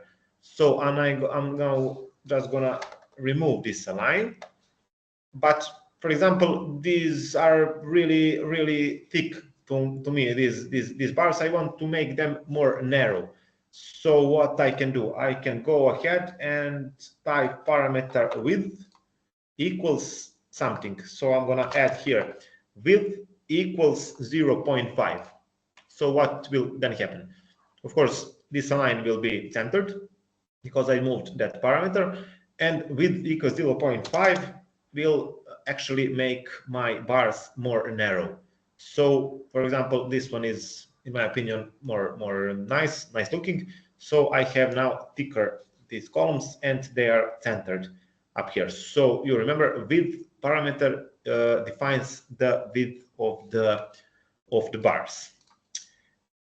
Okay, what else I can? For example, I want to add edge color.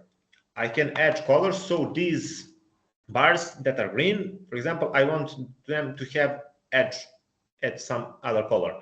So here I can add edge color equals R. What does it mean? That means I want edge color. I want to make to insert edge along with these bars, and I want that color to be red. So if I start this code, here is the result.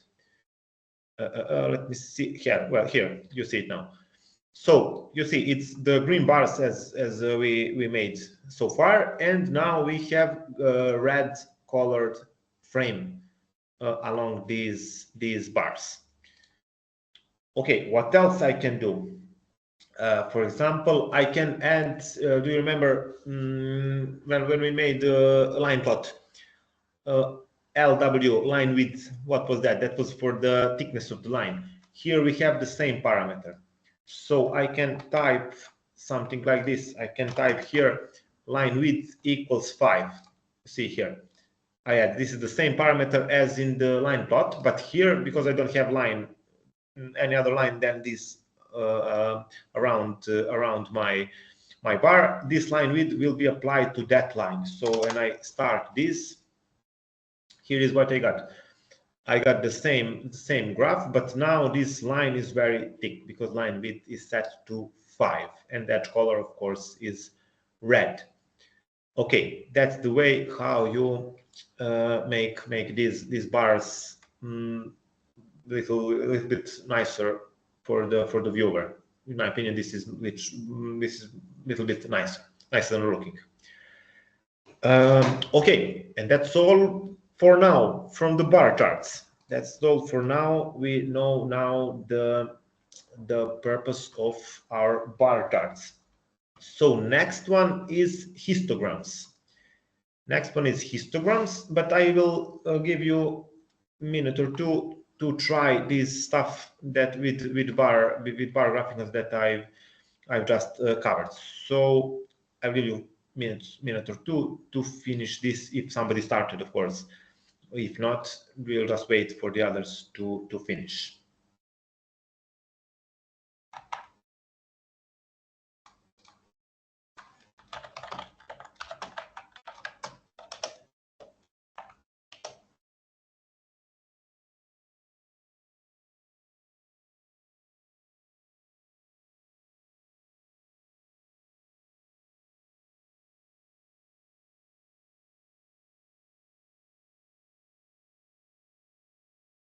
Okay, let's now continue. What is the next stuff? As I told you, next stuff is histogram. And before I show you how to plot histograms, I'm gonna show we need to make some data. So I'm gonna learn you one new function in the Python. That's this one, random.normal. So I'm gonna make array that is called ages, and some values will be held in that array. So which values? This function mp.random.normal, and we have 3 parameters. It can erase what? It can erase 1000 numbers, and this is mean value of those numbers. And this one here, this number is standard deviation of these values. So I'm gonna just make array from 1000 numbers, and mean value for those numbers are 20, and standard deviation is 1.5. So if you had some statistics in your previous school, you know what standard deviation is. Practically, it defines how long values in that array will go far from this value, from the mean value. So the most of the values, not exactly that number 1.5, that's not the boundary, but the most of the values will be 20 plus or minus 1.5, most of the values. So we will have approximately numbers between 18.5 and 21.5. But of course, we have the bigger and the smaller one of that. I say the most of the numbers will be in that range. So when I start this, that's my array. So now I just made an array, and this normal says the data will have normal distribution. And what does this mean? I'm going to now show you how to make histogram. The function is plt.hist. Hist stands for histogram, and that's the function that you need. Of course, for something to be placed on histogram, it has to be numerical variable, and this array ages is of course numerical variable because it has 1000 numbers in it. And when I go show, here is what I got. This is one histogram. And how do I know what is this here? So here are values at the point. Values are between 16 and 24, and that's what I told you, approximately between 17.5 and 21.5, but some values can be less or more, so a little bit shorter or bigger than those. And here on the y coordinate, you have number of instances that has that value. So what does it mean? The most of the values are equals 20, because this is normal distribution. But you have this shape like this. It is called normal distribution because the numbers in the array has normal distribution. They are just ordered like that. So the most of the numbers are equals 20. So you see the biggest step here, it's 250 numbers has approximately this value. So less value than 20, you have 16, about 20 values. Then you have 18, it's about 100 values. And here is, for example, 17, you have 20, near 200 values. So this is practically, histogram shows you how much numbers does have this value that is showed up here. So because this is normal distribution, this has this look. So if you plot some real data here, you will find out maybe that in some data sets, some variables doesn't have normal distribution, and you can't work with them as they have normal distributions. So that's the explanation of the histogram. But now I can make it more complex. So these steps over here are called bins, and here is some default number of bins. I can make it bigger. I can add parameter bins equals 20, like this. Bin equals 20. That means that now I want to have 20 bins in this plot. So when I start, see, you have now more precise histogram. At first we had a smaller number, now we have bigger number. Then I can go ahead and make 40 bins. What else then happened?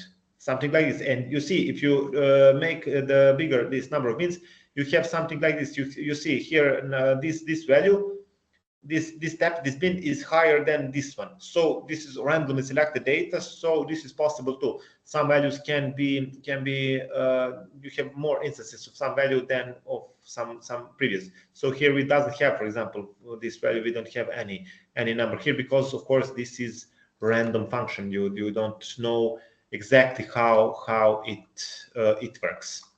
This will be much more interesting when we work with the real data. So for now, it's enough for us to know this. Then what else I can do with bins? I can do something like this. So what I inserted here. So plt.hist, it's the same function, and then I go ahead and put ages here. That's the same as up there, but instead of making bins equal that some constant, some number, I can make this bins equal and this here. What does it say? It says, let's first bin, let's be minimum of this array. Second bin, let it be 18. Third bin, let it be 21. And the last bin, let it be the maximum of the array. So this is how you manually can affect number of bins that you will have on your histogram. For example, these values are significant to me, and I want these two values to be on the histogram. And of course, minimum and maximum of the array, I want them to on my histogram. And then you get something like this. So here are the bins. Minimum is 16, maximum is 24. And these two values are 18 and 21. So here it's 18 and 21 is approximately here. So here I have these 4 bins at my histogram, and I now have visualized those data. Of course, this doesn't look so nice because this is randomly picked numbers, not a real data set. When we will work with real data set, we will see how does it look in the real world. Okay, let me see what is the next for us. Let me make, for example, another array, and let me make a bigger array. So now this we don't need. We're gonna now make another array that is called ages, and of course ages, let me see, here was 2 ages. Here was the array that is the same name, but if you start this cell here, it will override that cell up here. And now when I start this, ages is not not this one here, but it's now this array here. So what matters is the last call of the function. So the last call stays and it overrides the previous call. So ages now it's this array. And which array? It's 1000 numbers. We have mean value 20, and we have now bigger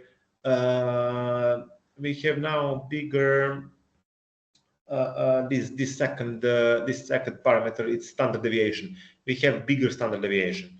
Okay, let's put it here. We start, and now ages is this, and now let me that's just the demonstrative task. 20 pins we will have, and again we'll plot hist function and ages array in the hist function and plot.show. And here is how does it look now. Because we have bigger standard deviation, there is more little and more big values. Values are further than this mean value. So you have here bigger number of small values and bigger numbers of big values that are far from the median values, from mean value that is 20. So that's why here is approximately no numbers. We have -2, and the biggest concentration of your numbers is here at the end. So let us learn a little bit of statistics. So this is a little bit of statistics for you. It won't be bad for you to know. Then what else I can do? I can show you here. I want to show you what are cumulative histograms. So cumulative, not these normal histograms. I will show you these ones. So let me again make some array. Array is called ages, and I will say np.random.normal. So now I have 1000 values. Mean value is 20 and standard deviation is 1.5. So again, we have a small standard deviation. So our histogram will be more like this. If you have bigger standard deviation, it goes more like this. Now will be like this. Okay, this is here. And how to insert cumulative histogram and what is that? I'm going to show you right now. Here is the code. And for example, now I'm going to just move this parameter. Let's make standard histogram. When I start this is standard histogram, and that's what I'm talking about. You see here is like this, and the other one is like this because it has smaller standard deviation. And of course, as you know, in standard histograms, these are values, and these are number of instances, number of numbers. And if I add here parameter cumulative equals true, by that parameter, I say to my Python interpreter, okay, don't make me standard histogram, make me cumulative histogram. And let me start it to show you what the cumulative is. Here is one example of cumulative histogram.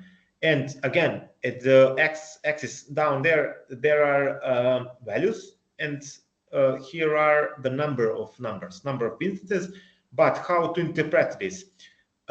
When you watch the value, this number of instances has a smaller or equal value to this what are you watching. So, for example, from 24, there are this amount, approximately 1000 numbers that are less or equal 24. Okay, if I have number 18, here is the height of this step, of this bin. It's approximately 170 numbers that are smaller or equal to 18. For when we have normal histogram, this is the number that are equal to this, but here it's equal or smaller to this value here. Okay, so that's the difference. And of course, it's pretty obvious that to the number 24, almost every single number is smaller or equal, because this is the biggest number. Of course, it's obvious. So that's why we have approximately 1000. Every single number is equal or smaller than 24, because this is maximum. Okay, so that's how you interpret cumulative histograms. Okay, then what else we have? We will now learn how to insert pie charts. So you remember pie charts from the beginning. Pie charts are great if you want to make to visualize how big part from one whole takes any single part of it. So let me just make for example, data that we will plot. Again, we will make some data. We will not use actually real data. And here is the code. You see it now. For example, we have two arrays. First arrays are languages, and second array are, for example, votes. So, for example, we assume that we have some voting, some users that are voting for languages that you use. We have Python, C, and Java, and for example, users only vote for one language. This is common here, and any single user can vote for this, and for example, we have results, and we have 150 votes for Python, 100 votes for C, and 130 votes for Java. And now, if you want to plot this data, ideal solution is pie chart. So let me start this. Now I have data. I have two arrays, and let me now show you how to plot these arrays. So the function for pie chart is simply called pie. Here is the code. And how do you call it? You go plt dot and you type pie. So since far we had scatter, we had bar, we had hist, we get what else we had? We had plot for line plots. Now we use function that is called pie. And of course, votes, that's this array, but pay attention here, labels equals and labels equals length. This other array that I want to plot, it is called labels equals length. So let me try just to move this and just to plot like this. What will happen? Okay, we can make pie chart like this. Just go ahead and type pie, and here this array is given array of values. So here are the votes, and here is our pie chart. Then we see these three values are practically shown here, and any single of these values, it has the slice that is that big. It calculates the percentage of this single value to the whole value and whole value is of course the sum of these three values. But if you look at like this, you can assume that the biggest number is 150, and so this blue part is for Python. Then we have this one, it's middle, it's for C, so this could be this green one, and this orange is the smallest number. But of course, here we have three values, so it's obvious. So, but what if we have more values, for example, 30 values? So we need to insert legend to this graph, and that's the part that I took earlier. So we go ahead and say labels equals length. So labels, its parameter from this function, equals length. Length is this array that we made here. So now when I start this, see, now it's quite more obvious that this is Python, this is C, and this is Java. And now this pie chart is finished. So now we can see which part is for which value, for which programming language. And we have our first part. And for example, if we want to take apart this Python, because it's bigger, it's obviously bigger, we can make it step out of the chart. How does this can be done?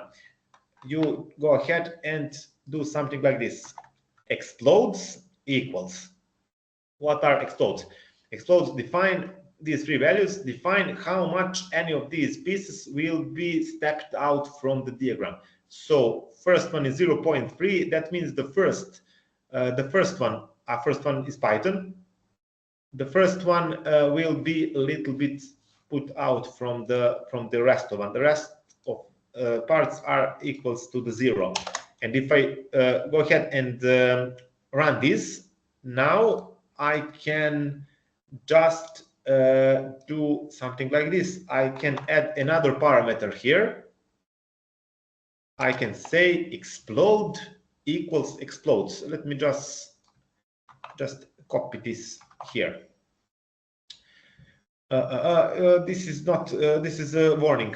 This underline by yellow. It warns you that because this definition of needs explodes is under this code. It will work, but he warns you that this one is under, and he doesn't know that. Do you know for sure what is it? So let me put it under. So to move this warning message. So not a big deal. It's not error. It's just warning. But let's put it down and let's start. Let's start this one. And now look what happened. So practically by this definition of explodes, we took first value and made it step out from a pie diagram. When now I can make that with the second value too. For example, 0.2 for the second one.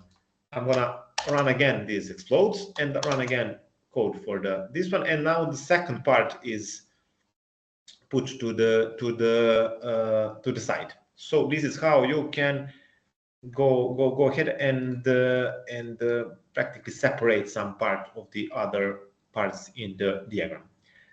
Okay, then what else we can do? We can do something like this. We can add this parameter.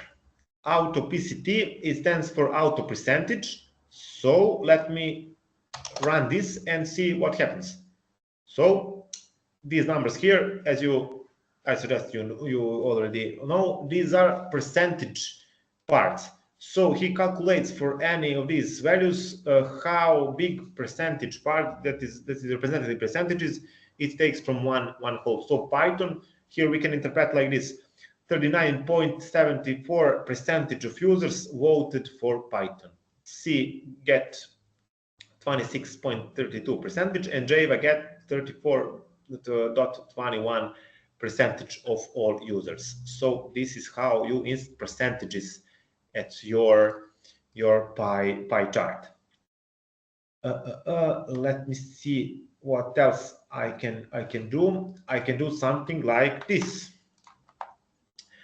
I can go ahead and type plt.py. This is exactly the same: votes, labels, auto percentage, and I added this parameter here. Parameter percent distance.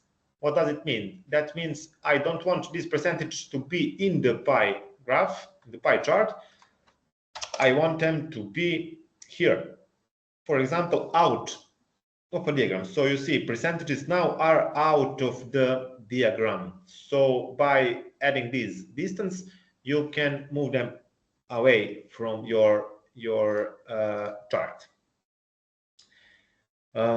Okay, what else I can do? I can now add, I will delete this one, and I will add, for example, one parameter like this: start angle equals 90. What does this parameter works here? When I add start angle equals 90, so I got percentages right in the center of the my pieces inside. So that's how you do that. And that's pretty much everything you need to know from the pie charts for now. Of course, pie charts are available at the Seaborn and more advanced libraries. So for now, the most basic stuff is this one. Now we go to the box plot.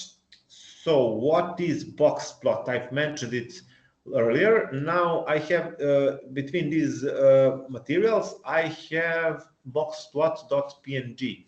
So I put one picture of dot plot. You can see it now. Let me see if I can zoom in. Okay, I can zoom in.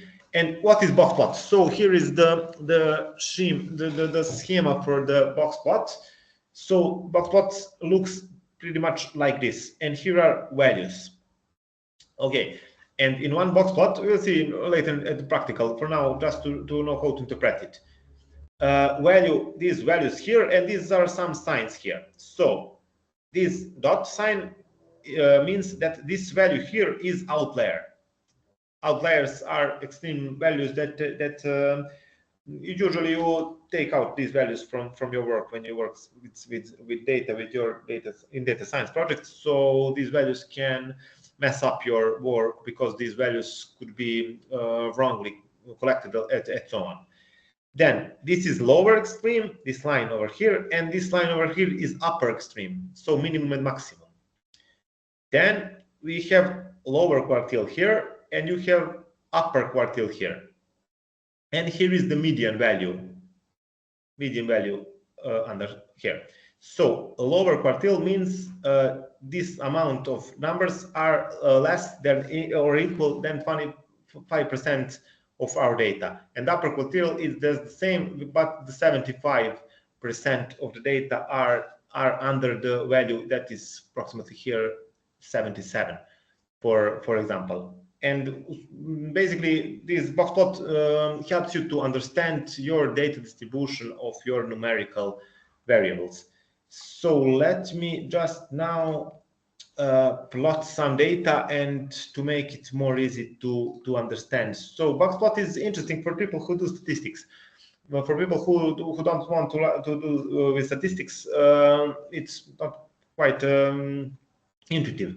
But who want to take statistical valuables for your data, box plot is great. So let me write something like this. For example, I want to make one array that is called heights, and again, I'm gonna take 300 values. Mean value is 175, and I have standard deviation of 10. Okay, and I'm gonna just insert that array here, and now I'm gonna plot one box plot. So this box plot will be pretty much regular because we have normal distribution. We have 300 values, and we have values between approximately 165 and 185. So this is how you make box plot. Plt dot box plot. It's quite simple. So just insert your data into box plot function. Data is in array heights, and it is inserted like this. And plt.show, of course, it's the last command. So when I start it, here is box plot of my data. So what does this mean now? This line means, you see, first of all, you see the box plot is pretty much regular because we have normal distribution of data and we don't have some unexpected values. We have two outliers, one here and one here. And of course, here are the values.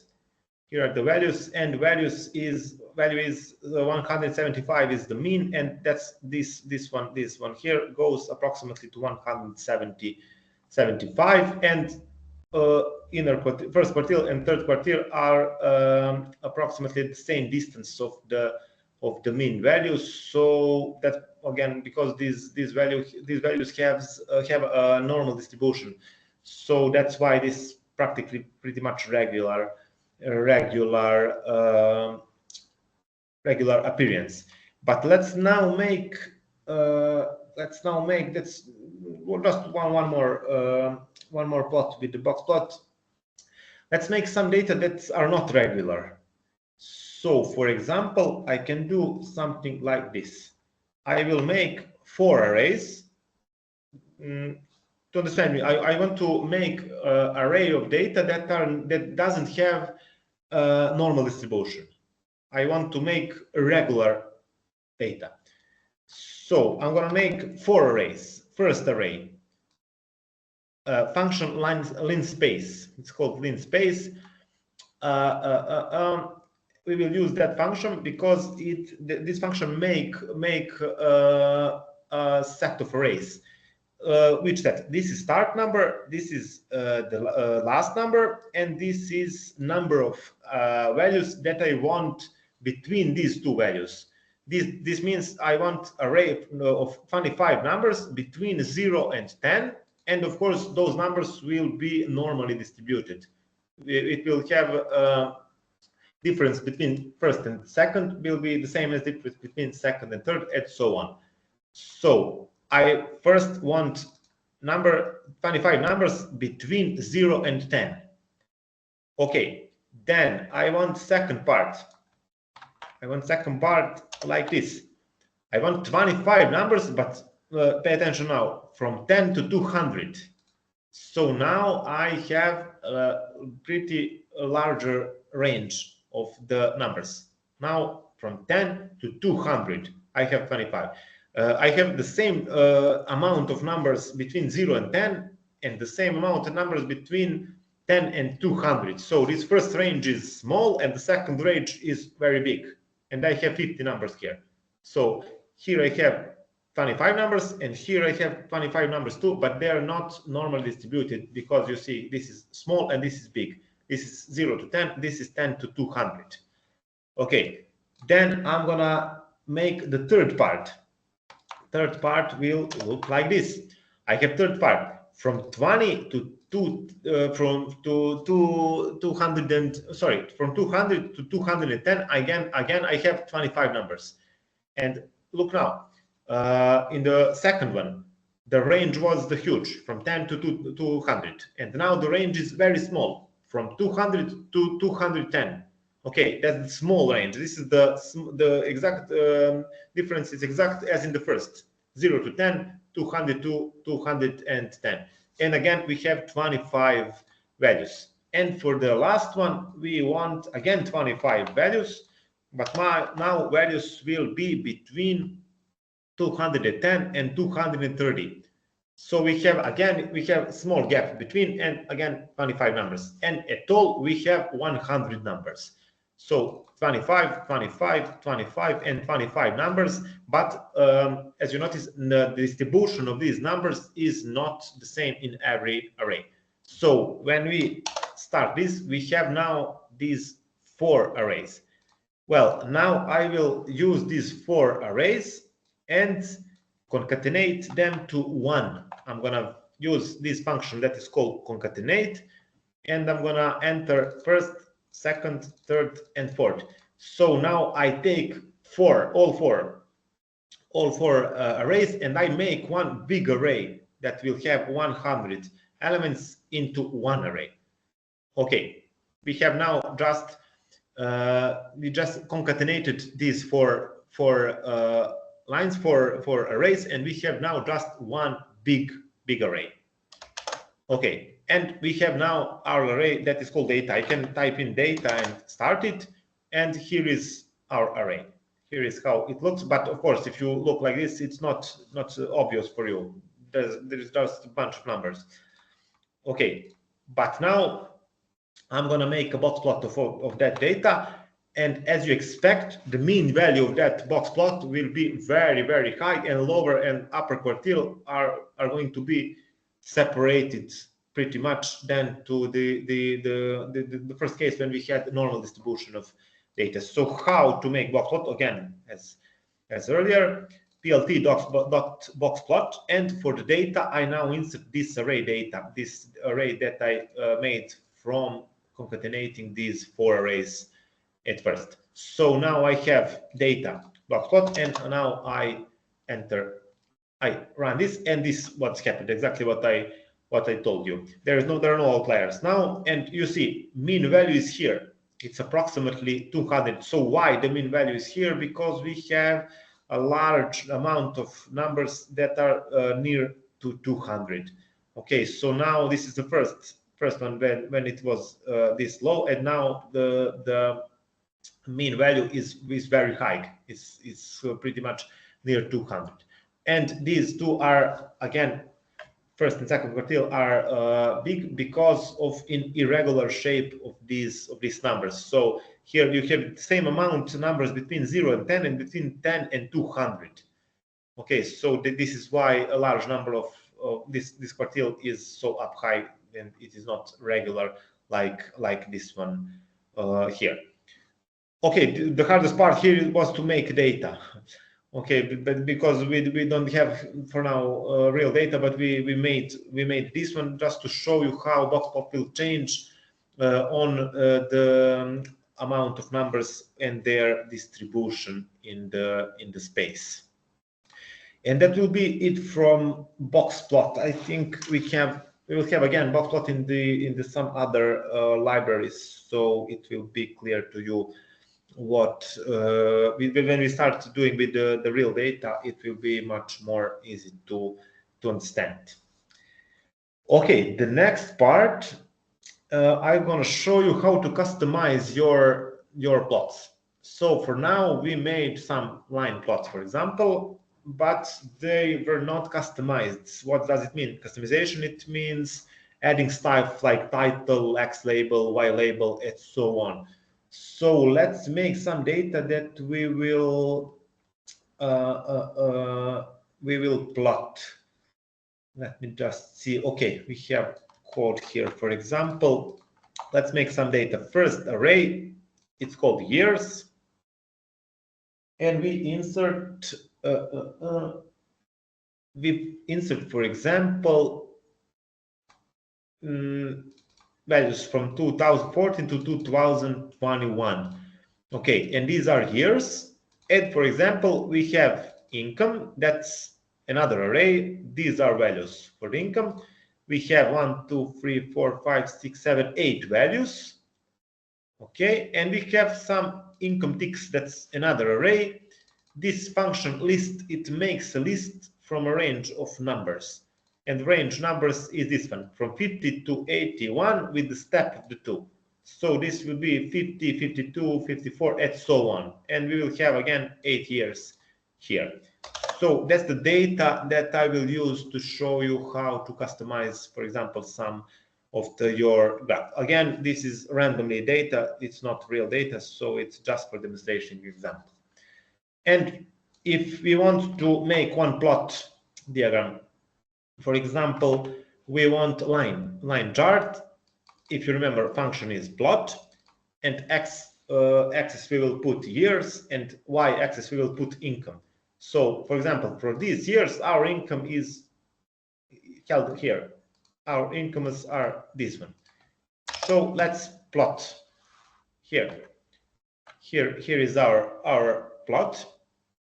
We already made these line plots, so this is just another example of it. And for example, if I now want to add title, axis labels, and fonts, and so on. So I'm just now going to add code to this one here. So if I type something like this, plt.title, here I define the title of my plot. So income in thousands of dollars would be title for this plot. I'm going to start it to show you how it works. Here we have title now. We didn't have title so far. Now we have title.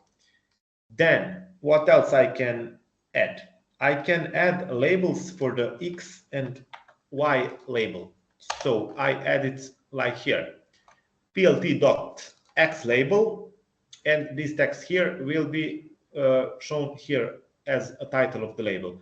And plt.y label, yearly income, this text will be shown here as Y label. I'm going to start it now.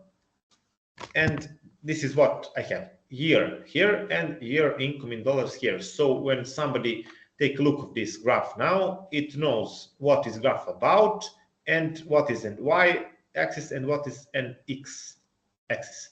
So that's why the labels are important. So then what else we can add? For example, we can add something like this. Let me just see what let's. Okay, we can do something like this. We can add income ticks. We can add income ticks by adding plt.yticks here. If I add this one, plt.yticks, and here I have income ticks, and this is the format of the income ticks. If I start this one, look what I got.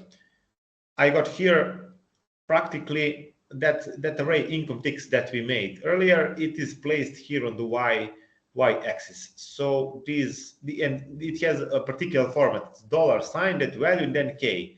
It represents, for example, 72,000 of dollars. So it's more intuitive now for the users. Then what else I can do? Let me see what is for you that is matter. Okay, I can change font size and I can change font name. For example, I can come here and say, okay, for this title, I want to have font size that is 20 and font name that is this serif. Okay, so if you want bigger title or any other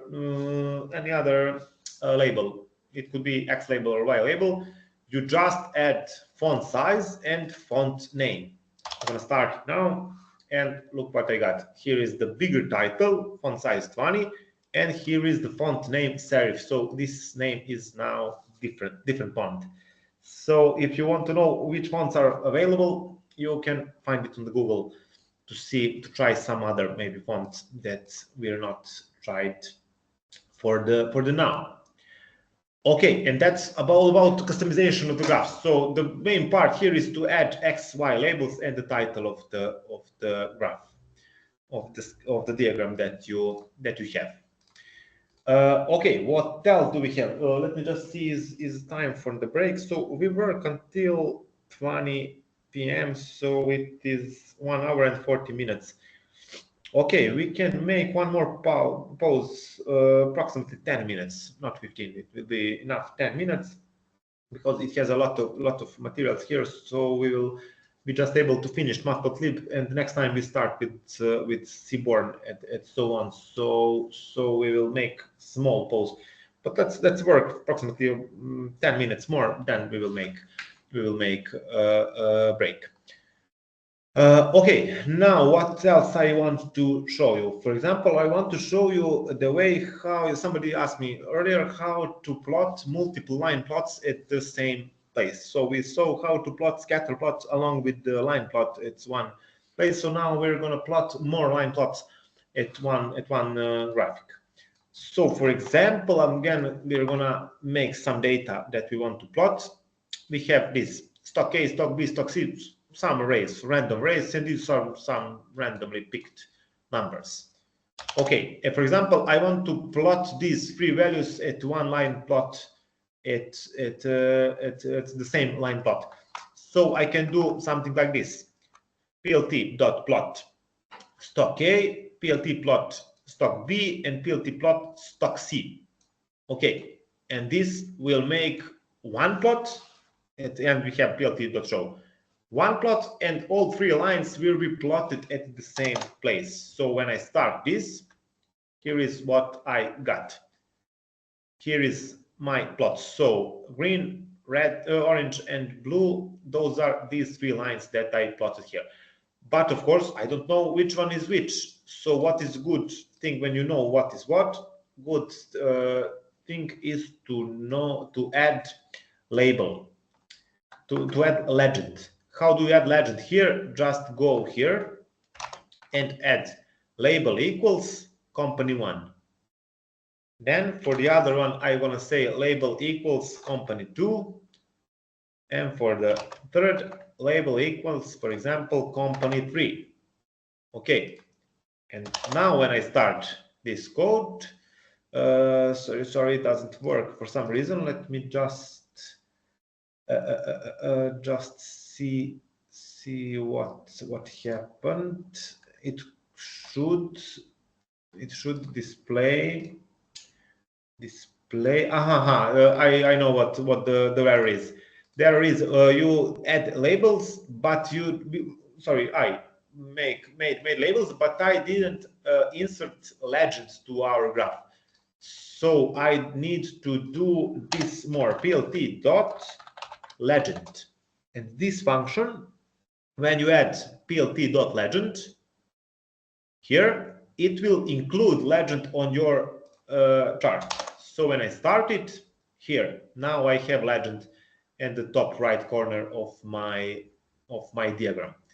Okay, so I forgot legend, sorry. Now we have legend, that is it. And now I know company 1 is blue line, so here is how value change for the company 1. Company 2 is orange, company 3 is the green one. So that's how you insert a legend to your plot. But now I, for example, don't like to legend to be here. Up here, I want it to be somewhere else. For example, on the center. So in the function plot.legend, I can add this one. LOC log equals a lower center. So it means I started. I want my legend not to be up here, but to be here at the center, lower center part of my diagram. Okay, so this is how I can move my legend. So try top right corner and so on by yourself. This is the way how to change the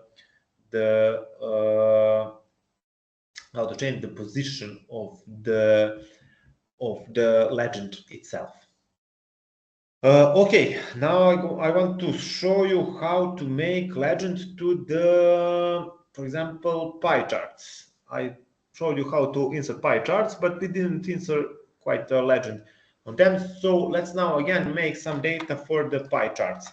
For example, we have votes and we have people.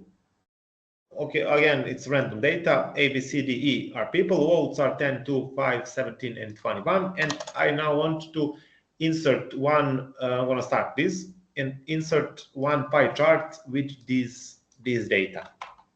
So how it's possible? I will do something like this, plt.py, and I will say votes. I want to plot votes, these values, and labels equals none. That means I don't have labels. plt.legend, and in the plt.legend function here, I'm going to say labels equals people. So what does it mean? I don't want these people to be shown, these letters to be shown in the graph. I want the legend, and in values I want to be shown in the legend, not on the graph, but in the legend that is shown on the graph. So that's the catch. And when I start this, here is what I got. Here is my chart, and here are my values. They are shown separately from the chart along with legend part. So this is how you add legend to your pie charts. Okay, and now I'm gonna show you how to change, for example, style of this chart. But first, if you want to insert style at your sheet, at your chart, you're gonna need to insert style module that is held in matplotlib library. So I'm gonna type this from matplotlib library, import style, and that style is part of matplotlib library. And when you do this import, you can use styles. And here is example of using styles. For example, I can add to my code that was up. I'm gonna copy just it and add something to it. So this code is this code here, but I added here style.use and under the quotes ggplot. So what does this do? When I start it, you see this has different colors from this. These are basic colors, and this is some styling that is called ggplot. So these colors are connected with this style that we are using over here. So what else I can do? I can try some other style. I can, for example, say like this, style.use and under the quotes dark_background. So when I started now, I have now dark background of my plot. Okay. Then how to see what else is possible here? What is possible? So I can select, I can go ahead and type something like this, print plt.style, that is this style that we imported here, plt.style.available. So now he will write down for you all available styles in this library. So you can take whatever you like from this array and try it to for example, try to add to this your chart. So for example, I'm going to insert, for example, this one. Let me try this one. Does this work? It works. So I've changed again the colors. So this style is like this, and here you have array of all styles. So go ahead and try yourself whatever you like. Okay, let me see. Is there anything else for now?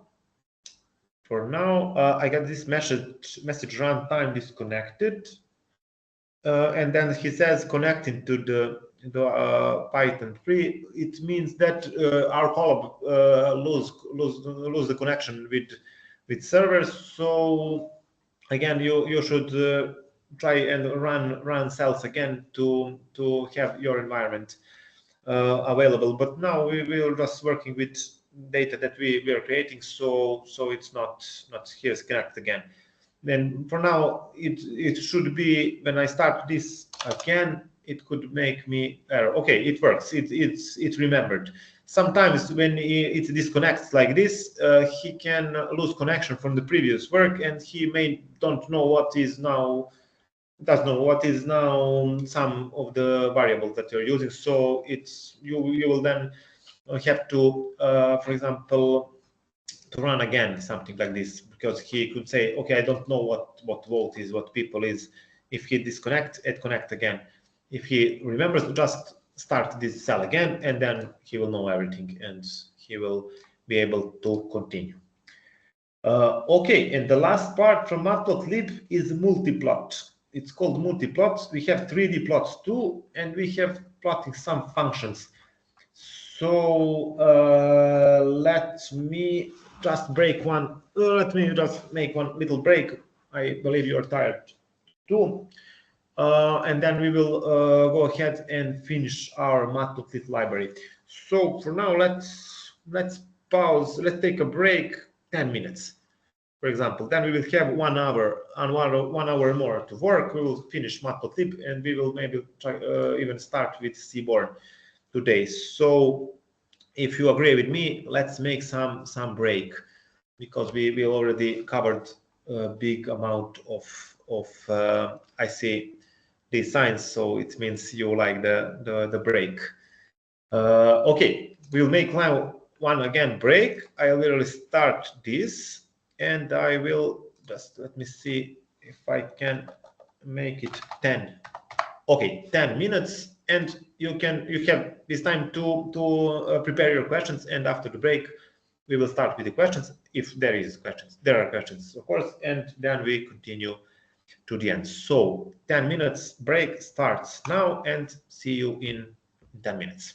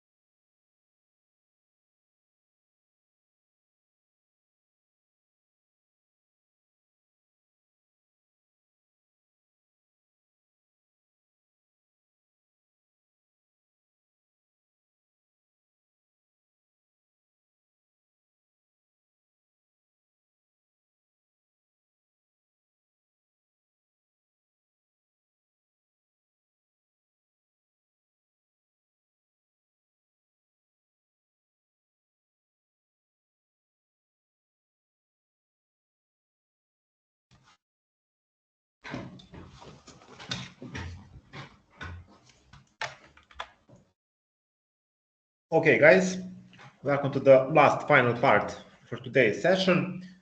So we can continue now. Let me just see. We have again. Okay, he managed to connect. Again, he just told it was disconnected, but it is actually connected right now. So let me continue. So what is next that we're going to do? I'm going to now show you how to make multiple plots. You can make multiple plots at one window. So first of all, we need data. So let's make two arrays. And in Python, this is common way to make arrays. So this first one, then the second one equals. Then you have one type of code, and then the other type of code. So this array will go to the x1, and this one here goes to the y1, and so on. So this is particular for Python. It cannot be written, for example, in C or Java, or so on. You can make arrays like this. So we have 4 arrays here. So these are we are familiar with these functions for now, and this one is new. This one np.arrange 100. It makes array from 100 numbers from 0 to 99. Okay, so we now have 4 arrays: x1, y1, x2, and y2. And what I want to do with them now, for example, I want to make one scatter plot and one line plot at the same window. So, but not at the same plot, but at the same window, I want to have 2 plots. So PLT figure 1 will be first figure, figure 2 will be second figure. So you need to call this function figure because you want to add 2 figures to the one plot. So first one will be scatter with these 2 arrays. Then the second one will be just plot with the 2. So it will be a line plot. So let's start it to see the results. So here is the result. I'm going to zoom out a little bit. So here is the scatter, the first one, and here is the line plot. That is the second one that we plot right now. Okay, so this stuff that I'm showing you now, this multiple plot, it's not very practical, not very applicable, but I want to show you to know what is possible, everything in the Python. So let's now make one array that is called x, and I will say np.arrange 100. So this will be numbers from 0 to 99. I'm going to put it here. And for example, I want to make, now this is going to be a little bit of mathematics. For example, I want to plot sinus function, cosinus function, and for example, one random function and one logarithm function. Okay, so now I'm gonna call this code. So this code is now a little bit long, so you don't have to try to copy to type. You can open materials and copy the code here because this is just a demonstration example for you. It's not very important. So what we have here, we have plt.subplots. It means we will have more than one plot. We'll have actually 4 subplots here. We use style MPI gallery that we used earlier, and then this AXS from 0, 0. It means this plot, what we have here, would be top left corner of our picture. This one here, AXS of 0, 1, means this plot will be next to him. Then we have 1, 0 and 1, 1 after the other. So we have 4 plots at one window. And what plots are? First plot is sinus. We plot line function, of course. It's a line plot. We have x, and we have np.sinus of x. So this is function sinus of x in mathematics, and we plot actually the sinus function. Here is the cosinus function. This is some random function, and this is a logarithm function of the x. Okay, so everything here, this x is used for x value, and then for y value we use actually those same numbers as here, except here we use some random 100 random numbers because we have 100 numbers in the x. And what if I start this? Here is what I got. So this actually works. This is sinus function, this is cosinus function, this is some random function, and this is logarithm function. You see, this is logarithm actually function, as in mathematics. If you remember, this is logarithm function. But you see, they are pretty much at the narrow space here, so we will need to a little bit to make this plot bigger. So how to do this? We add fig size parameter. Here we have fig size, and this parameter dictates how big this figure will be for us. So when we add this one, let me start and show you. So now here is the result. You don't see it. Well, you know it. So here it's much bigger window. So now we can see ourselves this sinus function, cosinus function, and here we have random and logarithm function. And now because we add this parameter fixed size 10 by 10, it means that will be the dimensions of our plot. You see this one is very small and this one is pretty much bigger. So that's how you make your graph bigger. Okay, of course, everything that I told you for scatter, for pie chart and so on, you can do here. You can add axis labels. You can add titles for any single of these functions. So for now, it's not very important. So I'm gonna leave it now. Right here. This just was the way to show you how to plot multiple plots at one place. Okay, what else I'm going to show you now? I'm going to show you now how to save your figure. For example, you can plot something in Matplotlib, and then Python offers you a possibility to save that plot that you just made as figure, and then you can save that figure and, for example, insert it in some documents that you're working on, and so on. So let's make some basic scatter diagram. So here is the data for the scatter. For example, x data, y data is the same, 50 numbers from 0 to 1, but times 100 we have 50 numbers here, 50 numbers here between 0 and 99.91999 and so on. So this is data, and let's plot it. For example, I can do something like this. Let's make some basic scatter diagram that we made so far a lot of times. So for now, I'm just gonna move this one, and this code will make me scatter diagram. Okay, so here is scatter diagram. And what if I want to save it to the picture? For example, I don't want to have it right here. I want to save it. I can go ahead and type plt dot function is called savefig. It stands for save figure. And here you type the name of the picture, or by name of the figure, name of the file in which you want to pack your results of this plot. So when I start this, it will be shown, but it will be saved too. And now where to find that picture? We will generate a picture example.png, and that picture is this picture actually. Where to find it? You go here to the Files tab. Click here.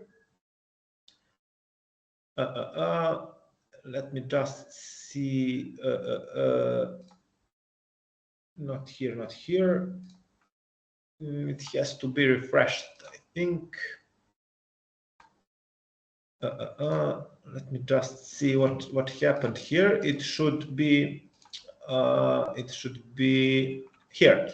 It needed some time to refresh. So here is example.png. This is our picture that we just created. Okay, it didn't show immediately because it needs some time to refresh. Okay, so that's why we had to wait a little bit. Let me see one question. Is it possible to save the fig in CFG? Try it. I didn't try, to be honest. I just tried to save its PNG format. So you can try yourself some other formats. Let it be homework. for you. So one of the colleagues asked a nice question. He asked, is it possible to save this picture at some other format? I use PNG format. So try it yourself. Try to type in here the other extension and see what happens. Let it be homework for you. It's a great question again. Okay, and you free to use Google to see which examples are supported. Okay, where to find it again? Here, click on files, and here is the picture. So you can go on these three dots, you can rename, delete, copy path to send to somebody, and of course you can download. And if you download it, it will appear at your computer. I'm gonna go ahead and download it.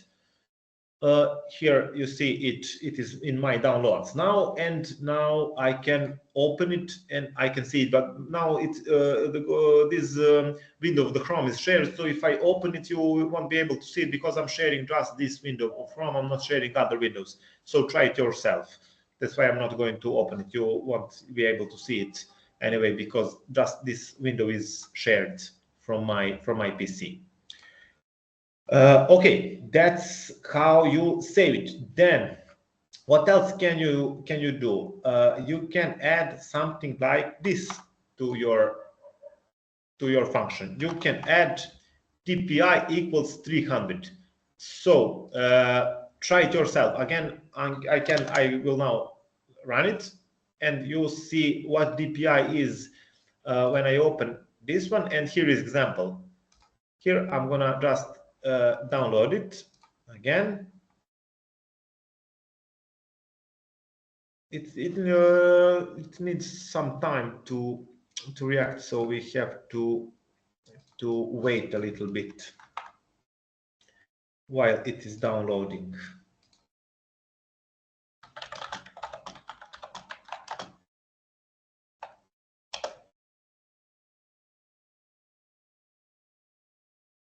So what does DPI parameter do? DPI equals 300 that I entered here. It will make the resolution of the picture that you have. So try different values. DPI equals 300. It means the picture will be consistent by 300 pixels by inch. Okay, so try some bigger number and you will see the difference. So not even you can not just you can download picture, you can even make a resolution that you want of that picture. So this picture is be 300 by 300 pixels by inch, so you can calculate the resolution to what you want. Then what else is possible? This is not obvious here, but when you open picture it will be obvious. I can add this parameter too. I can add transparent equal to true. What does this mean? When I start it, again, it's not obvious here, but if you download picture, example of data, just be sure it's refreshed before you go ahead and download it. Transparent equals true. It means that these dots on the scatter plot will be transparent. You will be able to see through them. Okay, this is just another option. And for the end, we can BB box inches. We can insert this too. This parameter, B box inches. Let me just run this code. Again, the same story. It's not quite obvious here, but let me just try it over there. So again, run this and try to save your picture, and then download to your computer and open picture, and you will see what the B-box inches do. It's practically it ensures that picture to be put into the window, and to be shown just part of the chart that contains data. That's actually explanation, but you will need to try it. So I say again, if I download it and open it, you won't be able to see it because it's shared only one Chrome window, not the other. But you have to try this one at home. So it's pretty cool stuff. Okay, we went for the final part for today for the matplotlib, and that final part is 3D plotting. So we're gonna finish now 3D plot, and then we'll just start with the Seaborn. We could actually finish a little bit earlier even, because this was very timing session, because this is the first. So other libraries, Seaborn, Plotlib, and so on, it will be plenty of stuff you will be familiar with. So we will going to do a little bit faster. So this one was the hardest. Okay, so what I wanted to show you now, I want to show you 3D plot. So in the matplotlib, you can even plot 3D arrays. So how is that possible? For example, I'm gonna first make 3 arrays. For example, I want scatter diagram, and any single dot in the scatter diagram I want to show as 3D points. So I'm gonna make 3 arrays. First array is X, second Y, third is Z. So I have 100 randomly picked numbers, X, Y, Z. Here is the data. And now I can show you how to make 3D plot. First of all, you need to type this. X equals PLT axis, projection equals 3D. So your scatter plot, then we know that you expect 3D plot on it. And then you do like this something. AX.scatter. So now you don't use PLT.scatter. Now you use AX.scatter. That means we are going to use 3D graph here. So AX.scatter, and we go ahead and put X, Y, Z here. We set title and we go PLT show. So this is what happens. Here is 3D plot. Here is 3D plot. And now the stuff that I don't like here is this white color of the title of the axis. Here you barely can see them. So let me just try and change it. Why is this white? Because when I made this course, I used JetBrains data lore, and this is good stuff. To be honest, because the same code in the different editors can work differently. So when you work data visualization, it matters which editor do you use. So again, in the data lore that I used when I made this course, this color was black 3D plot, and titles were black in black color. So here in white colors. So it's very important which one do you use. Which editor do you use? Let me just try something.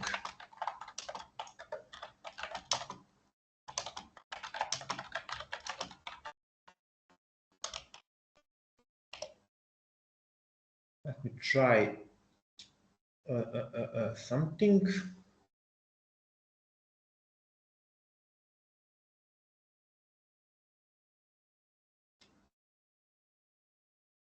Okay, I can try something like this to insert here, color equals black.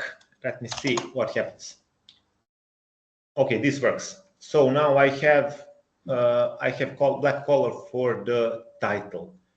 Okay, so this is the way how you can make colors in how to make text in other colors. So here 3D plot is now black, but for now I will leave it like this, white, because the point is what else we can plot here. Okay, what else we can do here? What else we can do here? We can change, for example, marker. So let me try something like this. We have, again, the code is the same, just different is this here. We add marker, size, and color. These 3 parameters we added here to AX.scatter. We have now marker this, size 100, and color green. So let me run it and look what we got. If you use marker and you use this, you have actually little triangles for the plotting. You see now we have dots that are shown as triangles, not like dots that was previous. Okay, what else we can do? We can do something like this. Let me try this one. Code is again the same. What is added is this one. Colors equal. And now NP equals where? So I don't remember, somebody of you asked if you can use different colors on the same plot. So here is the way to do it. I say C equals colors here, and I define colors array like this, np dot where, and then it depends on the set value. If the set value is bigger than 0.5, it use red color. In the opposite, use blue color. And now when you plot this, you have some of the values, top values are red and lower values are blue, because I said here if set is greater than 0.5, red. At the opposite way, use blue color for these markers. So this is the way how you can do with different colors, how to make scatter plots, and then to color be affected by the value of the variable that you're plotting. Homework for you: try this with the 2D plot. Here's 3-dimensional, try it with 2-dimensional, see does it work on 2-dimensional space. Okay, then what else we can do? We can do something like this. We can use something that is called color map or CMap. Here is the code. The whole code is the same, but here we have colors equals np where set bigger than 0.5. Okay, it is the same. It's red, it's blue, but now except we had here C equals colors, and here we have C equals set, and CMap equals this weirdest map. So let me try this and show you the result. So here you have different colors for the dots, and color depends on set values. So now we don't have just two of them. We have more. Okay, this one we don't need. We don't need this one anymore. So this is what actually it means. C equals that. That means the set variable will set dimension. Third dimension will dictate the color of the dots. And CMap is this CMap. Here are definitions of these colors that you use here. So here automatically he recognizes the different values of the set variable, and he adjusts the number of those dots in the scatter plot, and it depends on the set value. So here is more than 2 colors. Here we have just 2 colors, and here we have more than 2 colors. Okay, what else can be done here? Next one is this one. So what I added here, plot equals ax.scatter, and CMap is red. That's the name of the CMaps. You're gonna now see what does it mean. C equals that. Okay, and then we add fig call bar. So this call bar is this here. So here, based on these values on this call bar, you can conclude how the big set value is. And you see the bigger set values, the dots that are upper, have darker red, and values that you can expect is this value here, 0.75. It's approximately threshold here. So this is the way how you can insert this glider, this scale here, and use one color map and to see how values are being changed here. Okay, and that's all from the 3D plotting of scatters. So now let's plot, for example, some sinus and cosinus function in 3D to see how does it look. we're gonna now do something like this. Okay, these examples now are not very useful in practice. So this is just now demonstrating how 3D plotting works, but it will be much more interesting when we start with Seaborn at either libraries, because there will be some practical data and some real data. So these just are demonstration examples of how 3D plotting works. So this is the next example. For example, we have X value, Y value, and Z value, and X value is one range from 0 to 50, and with stride of 0.1. So you have 0.1, 0.2, 0.3, and so on to the 50. Y is np.sinus x, and Z is np.cosinus x. So these Y and Z are sinus and cosinus function of the variable x. And then you plot a 3D x, it's Y and Z. So you have sinus and cosinus function in the same place. We have title and we have X label. And let me show you how does this looks. So here is how that looks. Here's practically here you have at the same plot sinus and cosinus function, and if you watch from 3D space, you get something like this. It's like some spiral, some shape. So this is how you plot these functions in 3D space. Then what else we can do something like this. This is practically very similar stuff. But we have now two arrays, X and Y, and we have that would be cosinus from these two and summarized. And this is what we get. So this is mathematics now. It's completely understandable if you don't understand every single part. So if you use two arrays, X and Y, and then calculate cosinus function of their sum, and plot it, you get something like this. So this is what you get when you plot it. So again, I say this is just demonstrating example. This is not quite important for data visualization in practice. Okay, and one last thing I want to show you. I want to show you you can plot mesh grids in Matplotlib. You can plot mesh grids, and here is example how it works. Example of how it works. For example, we have two arrays, X and Y. This one goes from -5 to 5 with straight of 0.1, and the other one is exactly the same. And X and Y, these are capital and these are small letters.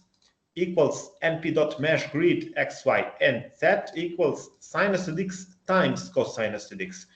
And we have here a possibility to plot surface. So when you do this multiplication, when you multiply sinus by cosinus function, sinus times cosinus, you get the surface. And how does this surface looks in 3D space? It looks like this.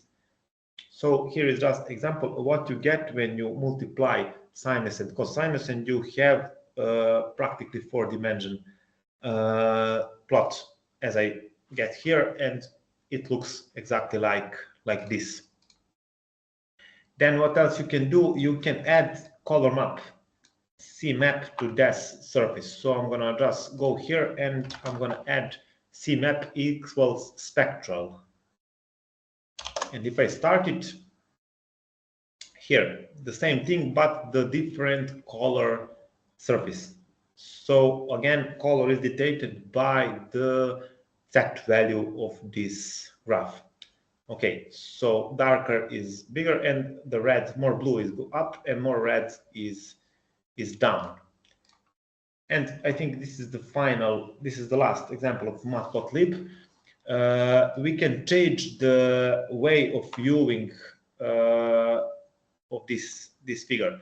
So I can insert this ax.viewInit as in nulla and elevation 90 it means we will watch this figure from top to about, from above to down. Okay, and we will have the same figure, but looked at the same way, from top to the ground. And if you try to imagine that 3D surface, this is how it looks when you watch from top to now. And from homework, you can try to change these numbers here and to watch from some other maybe position and to see how does it look when it's watched from other position. Okay, and that's all from Matplotlib that I prepared to use. So this is practically the basic stuff in the Python. It's the basic library for data visualization, and the other libraries are pretty similar to it, but they have a pretty much different way of plotting, or way of appearance of the plot. Let me just another thing that I prepared you. I have one more thing here. So let me see just what I want. This py additional code .py. I prepared that code to you too, and let's try this one and see what does it has. Okay, here is the example of how you can change the color of the title and the color of these values along the x and y axis. So the example is the same as one up there, but here I add ax.tick params, and here at tick params you can define the number of parameters that are held here in the axis lines. So if you want a black one, you type color equals black. If you don't want, you have example at the top is the same example, and this is how it looks. I wanted to show you that too. And I have another one additional task. I'm gonna just paste it and let's start it with what we will see what happened. So this is how this is the same task as we did earlier. So now I just made a bigger one. So now the plot is quite a bigger one, and of course it has black these letters here. So how to make it bigger? Just add fixed size to the plt.figure. So here is how it looks when you little bit make it wider. So that's the two additional pieces of code that I prepared to you, and you have it to the here on OneDrive. You have this additional code.py. You have it over here, and that is practically everything that I wanted to show you from Matplotlib library. So again, I repeat, it is important for you to know the core of this, to know the principle how this data visualization works, and it is not too important to know from line to line every single of code. So don't learn it from line to line. Just be able to when you have some data, when you want, for example, line plot or chart plot or scatter plot and so on, just it's important to know that it is possible to plot and to know approximately which function plot it. But these arguments, here are many arguments to every function. You can always use Google to find out. So it's completely normal if you think now, I have no idea how to plot something like this. Okay, when you try at your own, you will remember the basic functions, and what is the most important is to know which plot is used for, which plot is used for, what is scatter used for, what is line plot used for, what is bar plot used for, what's pie chart, and how to make 3D plots. So this is practically the goals from this first session, just to theoretically to learn. And when we go to the other libraries, you will see it will going much faster than this one, because lots of stuff will be familiar to you. So I promised at the start that I will show you how to make these stuff. So here we have we made this Matplotlib basics. This is Jupyter Notebook file, but what is this HTML, Py, and so on? So it is possible from here to export at the other format. So if I go to the file, I go to download, And here we have download.ipynb. This will download to my computer this Jupyter notebook that we made here. And if I go download.py, it will save this code, but as PY file. So if you download it, it will be as saved as PY file. And what is catch, of course, if you download Jupyter Notebook, you can import that notebook to the Colab or some other environment, and you will have these results already in the same file. But if you download just like PY file, you will have just code. You will not have anything else but code. So try it by yourself and see how does it look. And if you want, of course, to open new notebook here, you have here open notebook. If it's, of course, if it's on Google Colab uploaded, but if you go to upload notebook, you can upload from your PC to the Google Colab. For example, this notebook that I gave you as materials, just click upload, you upload it, and he will open you, and you will see the code, and you will see the results immediately after it. So that's how to use Google Colab. It's very practical. Of course, one more thing here, you can upload your own data. I will show you that when we start with the other libraries in Python, but now we made our data for any visualization here.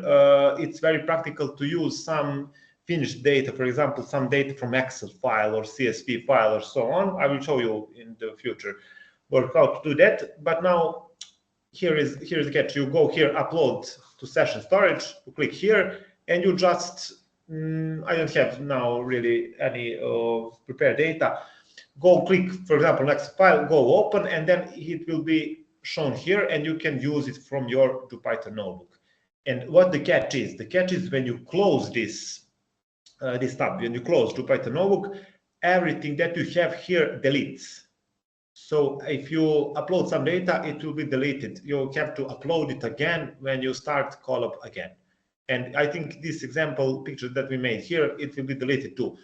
I'm not sure, does it stay here? But I'm sure for the data that you upload, if you close runtime, practically it deletes all data, and you have to upload it again.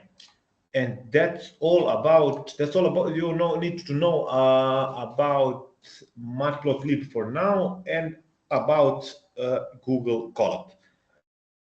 Okay, so we have 20 more minutes. Okay, let's just start with the Seaborn. Some 10 minutes, I think it will be enough for us, and then we will finish this first session for today. So we are in the plan. I plan to finish Matplotlib and just to start Seaborn, and that's pretty good. I think we did a lot for now. So let me now just open, who wants to follow, go to the Seaborn basics, that folder, and you have Seaborn basics. I'm gonna just now move it here.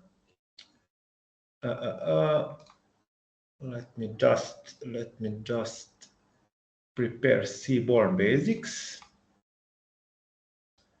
Okay, and we will just start with the Seaborn, and that would be it.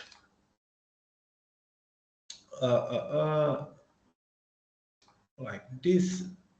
Just a second. Okay, Seaborn. This goes here, and that's the thing we're gonna make actually right now.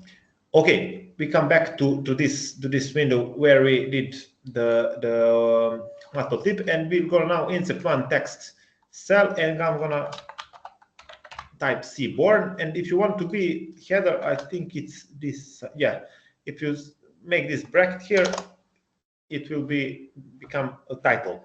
So Seaborn, from here to down, we will work with Seaborn a little bit. So if you remember, Seaborn is based on Matplotlib. It actually has Matplotlib in its core. And now I will show you how to import basic data sets that are installed in Seaborn library.